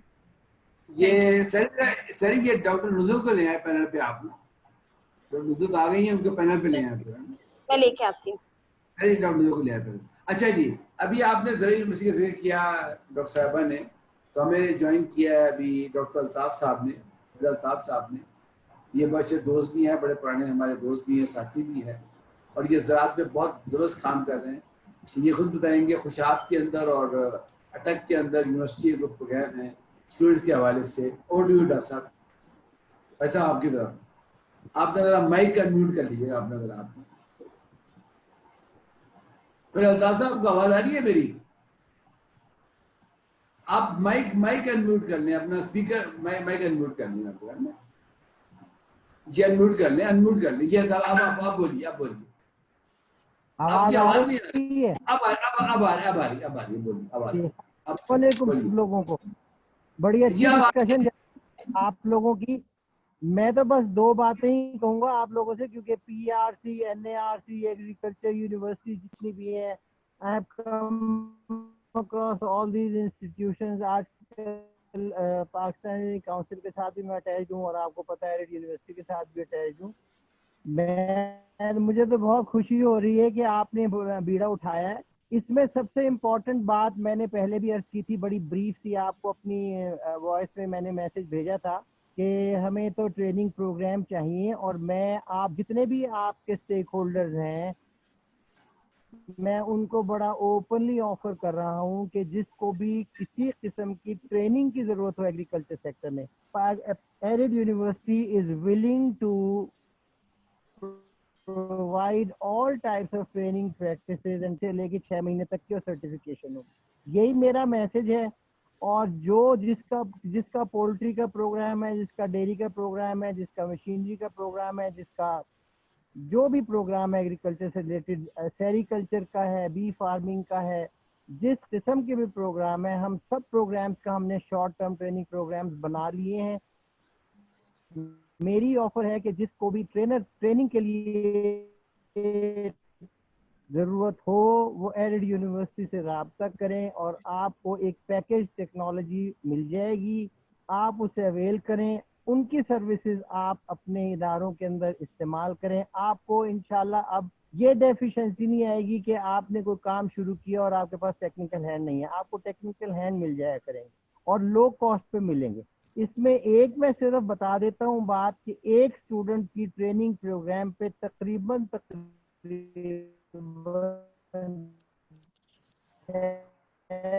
महीने में 2 लाख खर्च होगा। इसमें यूनिवर्सिटी कोशिश करेगी कि एजेंसी से वो वसूल करे और अपने इदारे को चलाए। ये कमर्शियल नहीं होगा, बल्कि ये एक किस्म का ह्यूमन रिसोर्स को डेवलप करने के लिए यूनिवर्सिटी का एक प्रोग्राम होगा। तो अगर ये आपके जितने भी डैब के इदारे हैं, अगर वो चाहें कोई डोनेशन देना, तो वो यूनिवर्सिटी के साथ एक लिएज़ॉन करें। हम 25 लड़के लेते हैं, उन 25 को आप ट्रेन कर दें। This much we can pay for the मुल्क के, मैंने पहले बताया था कि 60 लाख बच्चे हैं जिनको 6 करोड़ बच्चे हैं, 6 मिलियन, जिसमें ट्रेन में नहीं, पूरे पाकिस्तान में। हम तो पंजाब से खुश हैं। डैब अगर इसमें थोड़ा सा एक्टिव पार्ट प्ले करेगा तो हर डिस्ट्रिक्ट में ये प्रोग्राम शुरू किया जा सकता है with the help of DAP. बस दिस इज माय मैसेज। और डैप को चाहिए कि जो भी रिनाउंड इदारे हैं वो उनके साथ इस बात को निगोशिएट करके DAP should take the lead. They should send the demand to arid university and arid university will arrange the programme. This is my message और it's a very clear message. बाकी जो काम कर रहे हैं बहुत अच्छा कर रहे हैं और जो मैंने सुने हैं बहुत अच्छे प्रोग्राम, आइंदा मैं सुनने के लिए बेहतर है सुन लूं so that I can capitulate all that। शुक्रिया बहुत बहुत जाफिर साहब। नहीं, आपका शुक्रिया। आप मौजूद रहिएगा, सुनिएगा, मजीद भी लोगों ने अच्छी अच्छी बातें करनी है। अच्छा जी, डॉक्टर अल्ताफ साहब ने जो मैसेज दिया है वो आप सुन लें कि ज़राई यूनिवर्सिटी जो है पिंडी की, उन्होंने अपने प्रोग्राम शुरू किए, ट्रेनिंग्स के, और ये ग्रास रूट के ऊपर लोगों को ट्रेन करेंगे। और मैंने भी कुछ प्रोग्राम देखे हैं, अच्छी प्रोग्राम्स हैं वो। हमें उसका फ़ायदा ये होगा जो गवर्नमेंट के अपने प्रोजेक्ट्स हैं, जैसे ये नेफ्टेक के प्रोजेक्ट्स हैं, हम उनके साथ भी कोलैबोरेशन करेंगे। अभी मैं स्ट्रेटजी की बात आपसे बाद में करना चाहूँगा, पहले मैं चाह रहा हूँ कि जो लोगों के अपने ख्वाब है वो दिखा दें। भाई साहब बहुत शुक्रिया, और आपके ताउन जब भाई चलना मुश्किल होगा, हमें आपका ताउन चाहिए होगा। डॉक्टर साहब 2 जगह पे खुशाल में जी साहब क्या फरमाया आपने? मैं क्वालिफिकेशन बता दे लोग समझ जाए। मैंने ग्रेजुएट किया है एग्रीकल्चर इंजीनियरिंग में, पोस्ट ग्रेजुएट किया है इकोनॉमिक्स में, एग्रीकल्चर इकोनॉमिक्स में, डॉक्टरेट किए है फूड इंजीनियरिंग में, उसके बाद एग्रीकल्चर बिजनेस मैनेजमेंट सर्टिफिकेशन की है, उसके बाद टीचिंग मेथड्स पे सर्टिफिकेशन की है, उसके बाद इंडिया खसूसन गया हूँ लुधियाना यूनिवर्सिटी में उनके एग्रीकल्चर को देखने के लिए। और ये मेरा बैकग्राउंड है, प्लस प्रोफेशन में प्रोफेसर रहा हूँ, 40-45 साल मैंने पढ़ाया है। और अब मैं as a consultant Khushab campus arid university में कंसल्टेंट के तौर पे फूड एंड एग्रीकल्चर कंसल्टेंट के तौर पे काम कर रहा हूँ। और ये एक बहुत ही नॉवल किस्म का ट्रेनिंग प्रोग्राम शुरू किया है हमने, वो इंशाल्लाह आई होप सो जुलाई में हम इसको लॉन्च कर देंगे। जाफिर साहब हम आपको इनवाइट भी करेंगे उस लॉन्चिंग प्रोग्राम में। जरूर आएंगे, पूरी टीम आएगी, डैम की पूरी टीम आएगी आपको, भाई सारा फिक्र ना करें। अच्छा, ये गुजारिश किया अल्लामा इकबाल ने कहा था कि जरा नम हो तो ये मिट्टी बड़ी जरखेज है साहब। अब वो मिट्टी जो है वो नरम होनी शुरू हो गई है। अच्छा, गुजारिश ये है कि कल हमारा एक वेबिनार था, उसमें डॉक्टर नुज़र साहब हमारे साथ थी। तो भाई नुज़र साहब यकीन करें इतना इम्प्रेस किया मुझे आपके काम ने कि रात को मैं अपनी बेगम से कह रहा था कि पहला विजिट जाना है वो आपके फार्म हाउस पे आना है। अब ये कोविड का काम खत्म हो तो मैं जीप निकाल के पहला काम करूंगा, मैं आपकी तरफ आऊंगा। नहीं देखिए, बात यह है आपने काम अमली तौर पे किया है, आपने साबित किया कि हो सकता है। तो जो लोग सुन रहे हैं, नुज़र साहब ने बड़ा अमेजिंग काम किया है, बाय प्रोफेशन ये कुछ और है, और इन्होंने काम जो किया है वो जबरदस्त काम किया है। बजाय इसके मैं वो काम बताऊं, नुज़र आपने खुद बताइए लोगों को अपना काम प्लीज। आवाज आ रही है? जी बोलिए, प्लीज बोलिए। सब पार्टिसिपेंट्स को अस्सलाम वालेकुम। सबसे पहले मैं सबका शुक्रिया अदा करती हूँ कि सबने मुझे टाइम दिया, अपॉर्चुनिटी दी। तो कल जो मैंने बातें की थी वही वाली बातें आज रिपीट करती हूँ कि मैं बाय प्रोफेशन गायनाकोलॉजिस्ट हूँ। मैंने इस्लामाबाद से रावलपिंडी मेडिकल कॉलेज से MBBS करने के बाद मुल्तान से स्पेशलाइजेशन की और DSU खानेवाल में एज गायनाकोलॉजिस्ट सर्विसेज देती रही। यहाँ खानेवाल में ही हमारी थोड़ी सी ज़मीन थी जो बिल्कुल इनफर्टाइल थी। मेरी बेसिक स्पेशलाइजेशन इनफर्टिलिटी पे थी, इसलिए मैंने इनफर्टाइल लैंड को भी सोचा कि क्यों ना इसके ऊपर भी थोड़ी सी एफर्ट करके कुछ। मेरे जहन में ये था कि we are belonging to an agriculture country, तो इतना मुश्किल नहीं होगा, हम इसमें बहुत सारी चीज़ें काम कर लेंगे, लोगों से सर्विसेज ले लेंगे। लेकिन ये बहुत ज़्यादा मुश्किल था। अल्हम्दुलिल्लाह मेरी जो कम्युनिकेशन थी उनके बेनिफिट उठाते हुए लोगों ने बहुत सारा कोऑपरेट भी किया, और उस तरह हमने ड्रिप इरिगेशन के ज़रिए वहाँ पर ज़मीन को लेवल किए बगैर, और वहाँ की जितनी हमारी कम्युनिटी की ख़वातीन थी उनसे सर्विसेज ली। सबसे पहले उस लैंड को हमने आबाद किया, एक ऑर्चर्ड लगाया, सिट्रस ऑर्चर्ड। इस बात को तकरीबन 4 साल हो गए। कुछ वहाँ पे गावा भी ट्राई किया हमने, कुछ ऑलिव्स भी। मैं खान साहब की बातें सुन रही थी अभी कि वहाँ पर मैंने 100 प्लांट्स हैं हमारे पास ऑलिव्स के, जो खालिद साहब से चकवाल से ही लिए थे। उसमें ये है कि फिर उसके बाद ज़मीन की फर्टिलिटी के लिए हमने वहाँ पे एक काऊ रखी। मैंने कहा चलें घर के लिए खालिश दूध तो आएगा, कम से कम लोगों को अवेयरनेस भी देंगे। तो एक काऊ तो कुछ भी नहीं कर सकती थी, 2 रखी, 3 रखी, बातें सीखी बहुत सी। हुमैरा ने इस जर्नी में बहुत साथ दिया। उस वक्त हुमैरा भी DRDF में थी, तो उसने कहा कि आप कुछ, हम आपको सपोर्ट करते हैं, आप एक छोटा सा शेड बनाएं, उसके बाद कुछ और काउस परचेज करें। तो इसमें मेरे ये ब्लेसिंग है कि आई वाज अर्ली राइजर। सुबह सुबह उठ के अपने फार्म पे चली जाती थी, 3-4 घंटे वहाँ पर। बच्चे भी हंसते थे कि अम्मा आप उसको टिब्बा कहा करें, आप उसको फार्म क्यों कहती। मैंने कहा इंशाल्लाह डे विल कम जब आप देखोगे फार्म ही होगा। तो वहाँ पर फिर नेस्ले ने मेरे से खुद कम्युनिकेट किया कि जी आपने सुना है आप काउस रखना चाह रही हैं, तो हम आपको हेल्प आउट करना चाहते हैं। जी ज़रूर, क्यों नहीं। तो फिर वहाँ से हमारा उनके साथ कुछ सब्सिडाइज प्रोग्राम था, जिसमें उन्होंने हमें काउस परचेज करवा के दी। उसके लिए उस सिलसिले में मैं ऑस्ट्रेलिया गई, मेलबर्न से खुद काउस परचेज करके लेके आई, और वो हमने वहाँ से इम्पोर्टेड काउस जो है वो उनको अब रखा हुआ है। बहुत मॉडर्न माशाल्लाह से डेयरी फार्मिंग है हमारी। उसमें उनके शावरिंग, उनकी मिल्किंग सारा मैकेनाइज्ड है, और वो सारा जो मैनेज कर रही है वो एक लड़की ही कर रही है, एक ख़वातीन ही कर रही हैं, जो एक DVM डॉक्टर है, एक असिस्टेंट डॉक्टर है, और बाकी ख़वातीन है जो। इसलिए इस लिहाज से हमारा पाकिस्तान में भी एक यूनिक फार्म है जिसको ख़वातीन ही मैनेज कर रही हैं, और ख़वातीन ही उसको चला रही हैं, ख़वातीन ही ओन कर रही हैं, जो कि मैंने तो अपने मुल्क में नहीं देखा। इसलिए ये हमारा एक सैम्पल प्रोडक्ट है पाकिस्तान के लिए कि पाकिस्तान की ख़वातीन के अंदर बड़ा टैलेंट है और वो ये काम कर सकती हैं। और इसके लिए मैंने छोटे छोटे बहुत सारे प्रोजेक्ट्स इंस्टॉल किए हुए हैं। अभी रिसेंटली नेपटेक का प्रोग्राम भी स्टार्ट किया, 6 मंथ्स का, उनके 2 कोर्सेज स्टार्ट किए हैं। वो लड़कियों का भी है और बॉयज़ का भी, दोनों का है। उसमें फार्म मैनेजमेंट के कोर्सेज हैं। बिकॉज ऑफ कोरोना अभी आजकल क्लोज हुए हैं, लेकिन वो इंशाल्लाह ताला इसके बाद स्टार्ट हो जाएंगे। खान साहब से भी हम हेल्प लेंगे कि जो हमने ऑलिव्स लगाए हुए हैं उसमें हम किस तरह से बच्चों की ट्रेनिंग करवा के आपकी कोऑर्डिनेशन के साथ इसको बेहतर कर सकते हैं। अल्ताफ़ साहब का भी बहुत शुक्रिया, उससे बड़ी अच्छी बातें शेयर हुई कि अब हम अपने जो स्टूडेंट्स हैं, हमारे पास युवास से भी स्टूडेंट्स आ रहे हैं जो डेयरी की इंटर्नशिप के लिए पाशा साहब ने भेजे थे। वो रेगुलरली 3 महीने की ट्रेनिंग के बाद फिर चेंज हो जाते हैं। तो you all are most welcome जी कि आप आएँ, और ये मेरी एक एक्स्ट्रा करिकुलर एफर्ट थी। चलिए, मेरा इंटरनेट साथ छोड़ गया उनका। अच्छा जी, पहले तो ये है कि टैब के जितने मेंबर है ना वो एक वो खरीद लें, जोन की खरीद लें। मेरा ख्याल है 4G, अब 5G भी आ गई है वैसे भाई धीरे। मैं आज ही पढ़ा कि 5G भी आने वाली है। तो जितने भी टैब के मेंबर है ना वो खरीद लें, क्योंकि ये गुफ्तगू बहुत जरूरी होगी। और जो है ना कोरोना का जितना भी उठा सकते ना फायदा उठा ले, क्योंकि एक दफा हम इस घर से बाहर निकल गए ना, जिंदगी बहुत तंग करेगी हमें। मैं तो डॉक्टर भाई सोच रहा था कि जब ये लॉकडाउन खुलेगा उसके बाद मैं क्या करूंगा। मुझे लगेगा मेरा काम ही नहीं है करने को कोई। मैं यही करो, मैं सोच रहा था एक दिन बैठा हुआ कि अब मैं तो सुबह 6 से 7 तक लगा होता हूँ अभी लोगों के साथ। तो जब ये लॉकडाउन खुल जाएगा तो मैं तो फिर बाहर निकल जाऊंगा, तो उसको तो मैं ये जिंदगी याद करूंगा।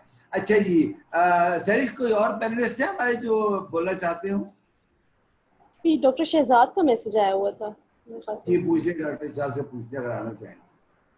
अच्छा जी, कुछ क्वेश्चन मैं देख रहा था लोगों के, वो मैं आपसे शेयर करना चाहूंगा। और सर मैं मैम चाहूंगा शैला आई नहीं है, वो भी एज शैला को भाई, शैला को लाए भाई। शैला से हमारी कल ही मुलाकात हुई है। शैला कोरिया में होती है जी, और बहुत डायनामिक है, टैलेंटेड है, और इन्होंने मुझे कहा था कि मैं जरूर ज्वाइन करूंगी। और आप इनकी बात सुनो। शैला को हमारी, Shaila can you here us? Shaila can you here us? Yes, I can, sir. Okay okay. On A lighter side, हम कल कहीं कनाडा बात कर रहे थे किसी से ना, तो उसका इंटरनेट बहुत खराब था। तो मैं कहा एक तो आप अपना इंटरनेट ठीक करें, और दूसरे भी अपनी खुशी हो रही है कि हमारा बड़ा अच्छा है। वो शैला ही थी सर। नहीं बड़े बड़े पैसे आ रही थी, तो मैं नाम ही लेना चाह रहा था इनका। मैं कहा मुझे खुशी हो रही है कि हमारा इंटरनेट बड़ा अच्छा है कम से कम। भाई ये भी एक माइंड सेट होता है कि किसी के प्रॉब्लम में खुशी होनी चाहिए जाती है। चला, please over to you, please आप अपनी बातें बताएं। Actually, sometimes I'm traveling from Busan to Seoul, so that's the reason I'm using only my mobile. So internet is getting worse while you are traveling from one city to another. That's the reason. Yesterday it was troubling me so much. Shehnaaz बताएगी अपनी जो भी आपकी Yes. मसरूफियात है। Thank you so much for inviting me for this web forum, and really, it is really very much interesting discussion because I heard Mrs. Nuzat. She's very much. I really would love to appreciate her efforts for organizing and managing her farm, especially for livestock. Yeah, comparatively difficult because farming is efforts, but livestock is little difficult because it is all about the livelihood of the animal. So yes, she is doing so great, and hats off to you, ma'am. At my side, digital farming is recent research and awareness. It is already highlighted that the availability of limited natural resources and pollution of soil, air, and water. Now it is pushing, all these things are pushing towards the sustainable farming, and sustainable farming is, and another word is digital agriculture. So smart agriculture sense to enhance your current agriculture farming system towards the advanced system. For advanced system, definitely, I agreed with all participants and the panelists what they have mentioned. There are so much issues, but each solutions definitely goes through with the strict assessment solutions. So it will definitely need financial resources. And in Pakistan, in respect of Pakistan, obviously the perspective is very different. In Pakistan, the economical condition and financial condition is not so good of our farmers. So because of the crop prices, sometimes they are facing climate change issues, sometimes they are facing non-availability of registered seeds and fertilizers. So these are the issues what our farmers in Pakistan are facing, and that's the reason they are still unable to convert their current farming system into an advanced farming system. But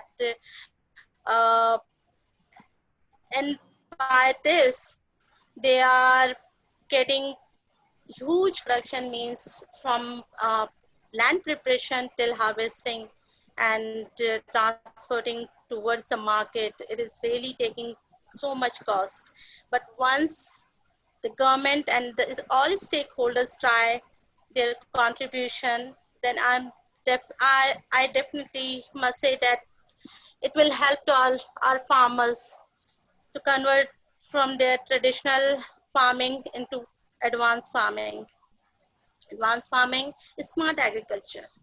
Because in Korea, in South Korea, we have so many projects, but digital farming is one of our projects, and in which our sustainable farming principle is like, our program is Green Agriculture Revolution in Korea. So the principle of our program is ensuring the production of food, wood, and fiber in respect of to protect the biodiversity, growth of your economic and limited resources of social resources. These things can make a traditional farming transfer into advanced farming or smart agriculture. Yes, in very early days, I must say that in Pakistan, I have observed that farmers were unable to use even solar system. But after 2-3 years, I have observed that farmers are willingly willingly transfer themselves into solar system because they get to know that it is really useful for them and it is really beneficial for their crop system.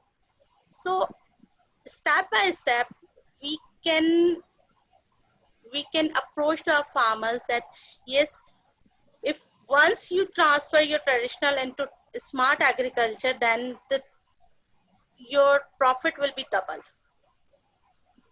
Once you use this word, profit will be double, definitely he will try his level best.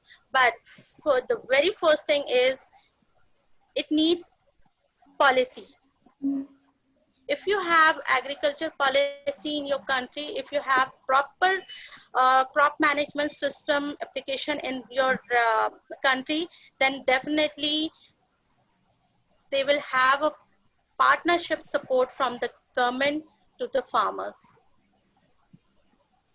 So it's not big deal to transfer traditional farmers into advanced farming system. It is not difficult, but it needs proper policy and crop management system.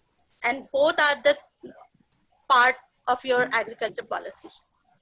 So must develop these both things and implement agriculture policy across Pakistan. It will definitely help to all farmers and it will change the livelihood of the farmers in Pakistan because during my last 4-5 years field research have observed how farmers are transforming their lives. So I have very real examples in my hand and I know lots of farmers, not in South Korea, but from China, from Taiwan, from Vietnam, from Philippines. I visited all of them, even in Australia and in Canada and in USA. And there is some sort of program which is supporting to farmers and it is called Triple P, Public-Private Partnership. All stakeholders, if they take their responsibility to support the farmers, I really ensure that farmers will transfer themselves into advanced farming or smart agriculture farming.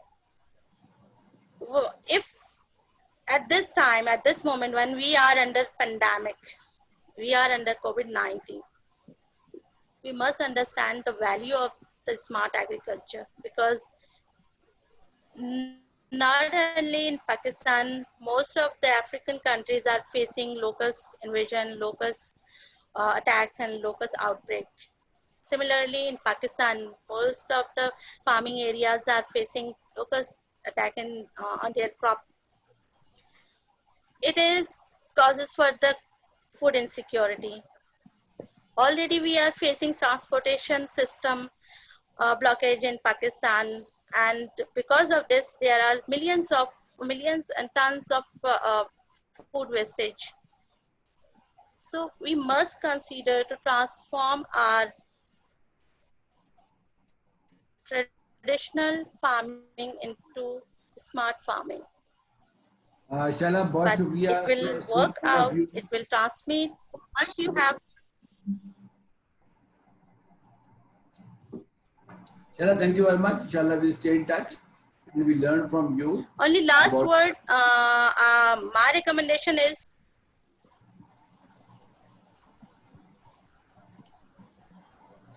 thank you so much. Thanks a lot. Take care. Shaila, आपका शुक्रिया. Inshallah, we stay in touch with you and get benefit from your. Thank you so much. Thanks a lot. Best side foreign exchange. So kind of you. Right ji, concluding remarks से पहले कोई अगर comment करना चाहता हो, anything you want to say about today's webinar? Sir, I want to say something. जी, मैं चाहूँगी कि हम इस फोरम या जो वेबिनार है इसमें जितने भी पार्टिसिपेंट्स हैं one by one I think हम रोल वाइज डिसाइड करें और हम इसको एक नाम दें जिसे हम कम्युनिटी ऑफ प्रैक्टिस चेंज कहें. तो ये हमारा एक नेटवर्क, इसका प्रॉपर जो डैप के थ्रू कम्युनिटी ऑफ जितनी भी प्रैक्टिस चेंज हमारी, चाहे वो डिजिटल की बात हम करें, चाहे वो मार्केटिंग के हवाले से है. सो आई थिंक ये कम्युनिटी ऑफ प्रैक्टिस ग्रुप हो जो कि जितनी भी हमारी इंटरवेंशन है उनको आगे लीड करें. तो ठीक है। इरफान आप हैं लाइन के, सुन रहे हैं आप बात? Irfan can you hear me? अच्छा, इरफान की जो एक्सपर्टाइज है वो प्रोडक्ट मैनेजमेंट है, काफ़ी अच्छे से काम किया है। तो मैंने इरफान से यही कहा है कि वो डैप का जो भी हम कॉन्सेप्ट लिखा है हमने इस पर काम कर रहे हैं, उसको हम अब शेयर भी करेंगे। और जो आपने मेरा कहा है कि पॉलिसी के हवाले से इस पर बात करेंगे, और ये कम्युनिटी ग्रुप है इसको भी थोड़ा सा ऑर्गेनाइज कर लेंगे। मैं ये चाहूँगा कि जितने लोग आज हमारे सिस्टम में आए हैं जिन्होंने बात की है, इससे हम व्हाट्सएप ग्रुप पे भी हम बात कर रहे हैं इंशाल्लाह, वो कोई एक जिम्मेदारी ले ले अपने ऊपर में। डॉक्टर मार जैसे कोई एक जिम्मेदारी आप ले ले, एक उमरा ले ले, एक इरफान ले ले, एक डॉक्टर रुज़त ले ले, कोई एक जिम्मेदारी ले ले अपने ऊपर। देखिए ऐसे काम कभी भी एक शख्स नहीं कर सकता है। अगर आप ये एक्सपेक्ट करें कि भाई हमारे जाफरी से बताएगा तो कुछ करेंगे, तो मुझे हंसी आती है कि अब सब मेरा ख्याल है, हमारा आपको पता है, माँ आपको पता है कि मैं कितने गवर्नमेंट बॉर्ड हूँ। अभी मैंने 10 बजे एक साइबर सिक्योरिटी बहुत बड़ी इंटरनेशनल कॉन्फ्रेंस से बात करनी है। तो ये कैसे पॉसिबल है कि एक शख्स इतने डाइवर्सिफाइड डोमेन्स के अंदर कोई वैल्यूबल तो अगर मैं सिर्फ नेटवर्क को ही लेके चलूँ अपने साथ और एक आगे चल के एक ऐसे निज़ाम में ले आऊँ कि हम सब इकट्ठे मिले काम कर सकें, तो मैं समझता हूँ यही मेरे ऊपर बहुत वर्कलोड होगा। तो आज की मैं टेक अवे ये लेना चाहूँगा कि मेरे ध्यान में एक मॉडल है, वो मैंने आपसे प्राइवेटली ऐसे डिस्कस भी किया है कि 5 एकड़ का हम एक फॉर्म डेवलप करेंगे जिसका नाम रखेंगे हम smart sustainable form, SSF, smart sustainable form. उस फार्म हाउस के ऊपर आप सब लोग, मैं फिर कह रहा हूँ, हमारे डैप के तमाम पार्टनर्स कुछ करेंगे जाके। पोल्ट्री वाले कोने पोल्ट्री लगा देगा, वेटरनरी वाला 2 भैंसे पाल लेगा, फिश फार्म वाला फिश फार्म लगा देगा, ऑर्गेनिक वाला जाके ऑर्गेनिक का काम कर देगा, ऑलिव वाला जाके ऑलिव पे काम कर देगा। ये कोई 12-14 के करीब मुझे पार्टनर नजर आते हैं सारे के। जैसे अल्ताफ साहब है, वहाँ जितने बच्चे आएंगे ट्रेनिंग के लिए वो सब ये इनरोल कर लेंगे अपने पास। तो ये अभी मुझे कोई 7-8 जगह से ऑफर आ गई है अपने 5 एकड़ का फॉर्म देने के लिए, ठीक है जी। अब जितने जितने आपके जानने वाले हैं, अच्छा उसके ऊपर हम लोन भी दिलवाएंगे। मैंने कई महकमों से बात की है, उन्होंने कहा जी ठीक है, अगर ऐसा इनिशिएटिव है उस पर हम SDGs को अप्लाई करेंगे, जैसे क्लाइमेट चेंज के ऊपर वहाँ पे काम करेंगे। ये मैं इसके थोड़े से कॉन्सेप्ट पे बात कर रहा हूँ, मैं नाम बता रहा हूँ अभी आपको। उसका नाम होगा स्मार्ट सस्टेनेबल फॉर्म। उसमें एक स्कूल भी होगा भाई जी, उस फॉर्म में एक स्कूल भी होगा, और वो डिटेल स्कूल होगा, वो फिजिकल स्कूल भी होगा, उसके एक कमरे में डिटेल स्कूल होगा। वो नादिया को मैंने कह दिया उस पर काम कर रही है।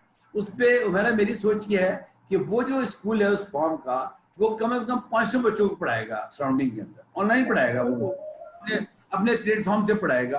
कहने का मतलब ये बताने का कि जब तक हम इनोवेशन में, अच्छा वहीं पे RIC होगा, हमारा रूरल इंक्यूबेशन सेंटर होगा, उसके ऊपर ना जो लोगों को सर्विसेज प्रोवाइड कर रहा होगा। वो जो स्मार्ट सस्टेनेबल फॉर्म है वो कम से कम उस राय के 100 लोगों को जॉब दे रहा होगा, कम से कम 100 लोगों को जॉब दे रहा होगा। आप मेरा खुद सोचे, मैं कह रहा हूँ ये ख्वाब है, ये ख्वाब आप लोगों ने पूरा करना, मैंने नहीं पूरा नहीं करना। लेकिन आप खुद सोचिए, इसमें कम्युनिटी का फायदा भी है, इसमें लोगों का फायदा भी है। मुझे बताएं, आप जितने लोग मेरे साथ हैं, हमें जरूरत है किसी और की? हमें जरूरत ही नहीं है। किसी की जमीन होगी, किसी की स्पेशलिटी होगी, हम सिर्फ कोऑर्डिनेट कर रहे होंगे, और उसका नेट फायदा क्या होगा? उस इलाके के 100 लोगों को जॉब मिल जाएगा, उस इलाका के अंदर अपनी सस्टेनेंस आ जाएगी। भाई सस्टेनेबल का मतलब क्या है कि उसे कहीं जाना ही नहीं है।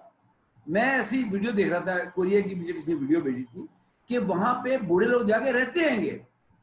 वो भाई उन्हें उस पर पता उन्होंने क्या किया, उन्होंने जाके वहां पे इरफान घर बना दिए। एक उन्होंने कहा जी ये सारे ये घरों की जगह है, लोगों ने खुद घर बना लिए, जिनके ऊपर 80 साल है, 90 साल है, उनके बच्चे छोड़ा है वहां पे उनको, और वो इतना एंजॉय कर रहे हैं बूढ़े उसको। उसे कहते हैं ये हेल्थी लिविंग है हमारी। वो ऑर्गेनिक फूड खाते हैं, वो हाथ नहीं लगाते दूसरी चीजों को, खुद अपना काम करते हैं। मैंने देखा कपल को, वो गलबन 85 उनकी एज थी, तो वो खुद अपना उसके ऊपर अपना उगा रहे थे, अपनी चीजें खा रहे थे। कहने का मतलब ये है, मेरे साथ डॉक्टर अरीब हैं, वो उस पर काम कर रहे हैं। वो अगेन वो आज थे नहीं, तो अगली मीटिंग में वो आएंगे। But I time tell you कि हमें इनोवेशन में जाना है, हमें पुराने ट्रेडिशनल काम को नहीं छेड़ना है। लेकिन अच्छा इरफान आप ऑफ थे, मैं बात कर रहा था अभी कि इसको जो ये मैंने आप देंगे सेशन ताकि इस पे काम कर सके। ये आप देंगे दोबारा सेशन जरा, मैं आपसे बात कर रहा हूँ। जब भी आपने बात आप इनको बताएं इरफान। एक्चुअली मेरा कंसर्न ये था, चूंकि हम इस पूरे वेबिनार में जितने भी लोग हमारे हों, हम इसको एक स्पेसिफाई कर दें विद देयर रोल्स, कि हम इसको एक कम्युनिटी ऑफ प्रैक्टिस चेंज का नाम दें इस नेटवर्क को एक्चुअली, क्योंकि ये एक कोलैबोरेटिव नेटवर्क है जो कि एक दूसरे की कैपेसिटी डेवलप कर रहा है। सो अगर आप इंटरनेशनल लेवल पे देखें तो कम्युनिटी ऑफ प्रैक्टिस एक कॉन्सेप्ट है जो कि without spending money on developing each others capacity, just एक दूसरे के एक्सपीरियंस को सीख के और एक दूसरे की सपोर्ट करके हम एक दूसरे एक डिफरेंट मॉडल्स जो हैं उनको इम्प्लीमेंट कर सकें। तो ये कम्युनिटी ऑफ प्रैक्टिस चेंज का ग्रुप जो हमारा है, ये इसको हम ऑर्गेनाइज करें और इस डॉक्यूमेंट में, इस डैप के नेटवर्क में एम्बेड कर दें। और इस नेटवर्क के थ्रू डिफरेंट अप्रोचेज हैं, जिसमें ट्रेनिंग की मैथडोलॉजीज अभी डॉक्टर साहब ने शेयर की, फिर कोलैबोरेटिव नेटवर्क में डिफरेंट जो हमारे फार्मिंग कम्युनिटी है उन्होंने प्रोग्रेसिव फार्मिंग, जैसे डॉक्टर नुज़रत अभी कह रही हैं कि वो अपना फार्म ऑफर करने को रेडी हैं, माहा ने कहा है, डॉक्टर जाहिदा ने कहा है कि she is ready. Actually this is very basic concept और बहुत इंपॉर्टेंट है कि इस कंपोनेंट को हम एज अ स्ट्रेंथ लेके चलें, और ये हमारा ग्रुप जो है, इस नेटवर्क को हम community of practice change group का नाम दें। अच्छा जी, इससे पहले कि बेगम साहब पर नीचे आए, झाड़ पड़े मुझे भी, फिर माइक बंद करना पड़े, मेरा ख्याल है क्योंकि खाने का बुलावा आ गया है। आप सबसे इजाजत चाहूंगा, आपके शुक्रिया के साथ यकीन जाने। देखिए, आप मुझे अक्सर लोग ये पूछते हैं कि आप इतने मोटिवेटेड कैसे रहते हैं हर वक्त, सुबह 6 बजे भी। तो मेरी मोटिवेशन की वजह आप लोग हैं। आप रिस्पॉन्स ना करें, एक्टिव ना हो, बात ना करें तो मैं डिमोटिवेट हो जाऊंगा, सीधी सी बात है। तो आप सब लोगों का बहुत शुक्रिया। जितनी हमने बातें की हैं, इंशाल्लाह ये सब बातें नहीं रहेगी, ये एक्शन में कन्वर्ट होगी, हम इसको एक्शन में कन्वर्ट करेंगे। और अब जो ग्रुप बना है, लैब का जो ग्रुप बना हुआ है, उसमें मुझे डिस्कस करेंगे। जी कोई बात करना चाह रहा था, प्लीज। जी, thank you very much, thank you. खूबसूरत इसको सम अप किया, बहुत शुक्रिया आपका। नहीं, आपका शुक्रिया, आपका शुक्रिया। जल्दी आप लोगों का राब्ता होगा। खुदा हाफिज़, अपना ख्याल रखिए। खुदा हाफिज़। अल्लाह हाफिज़।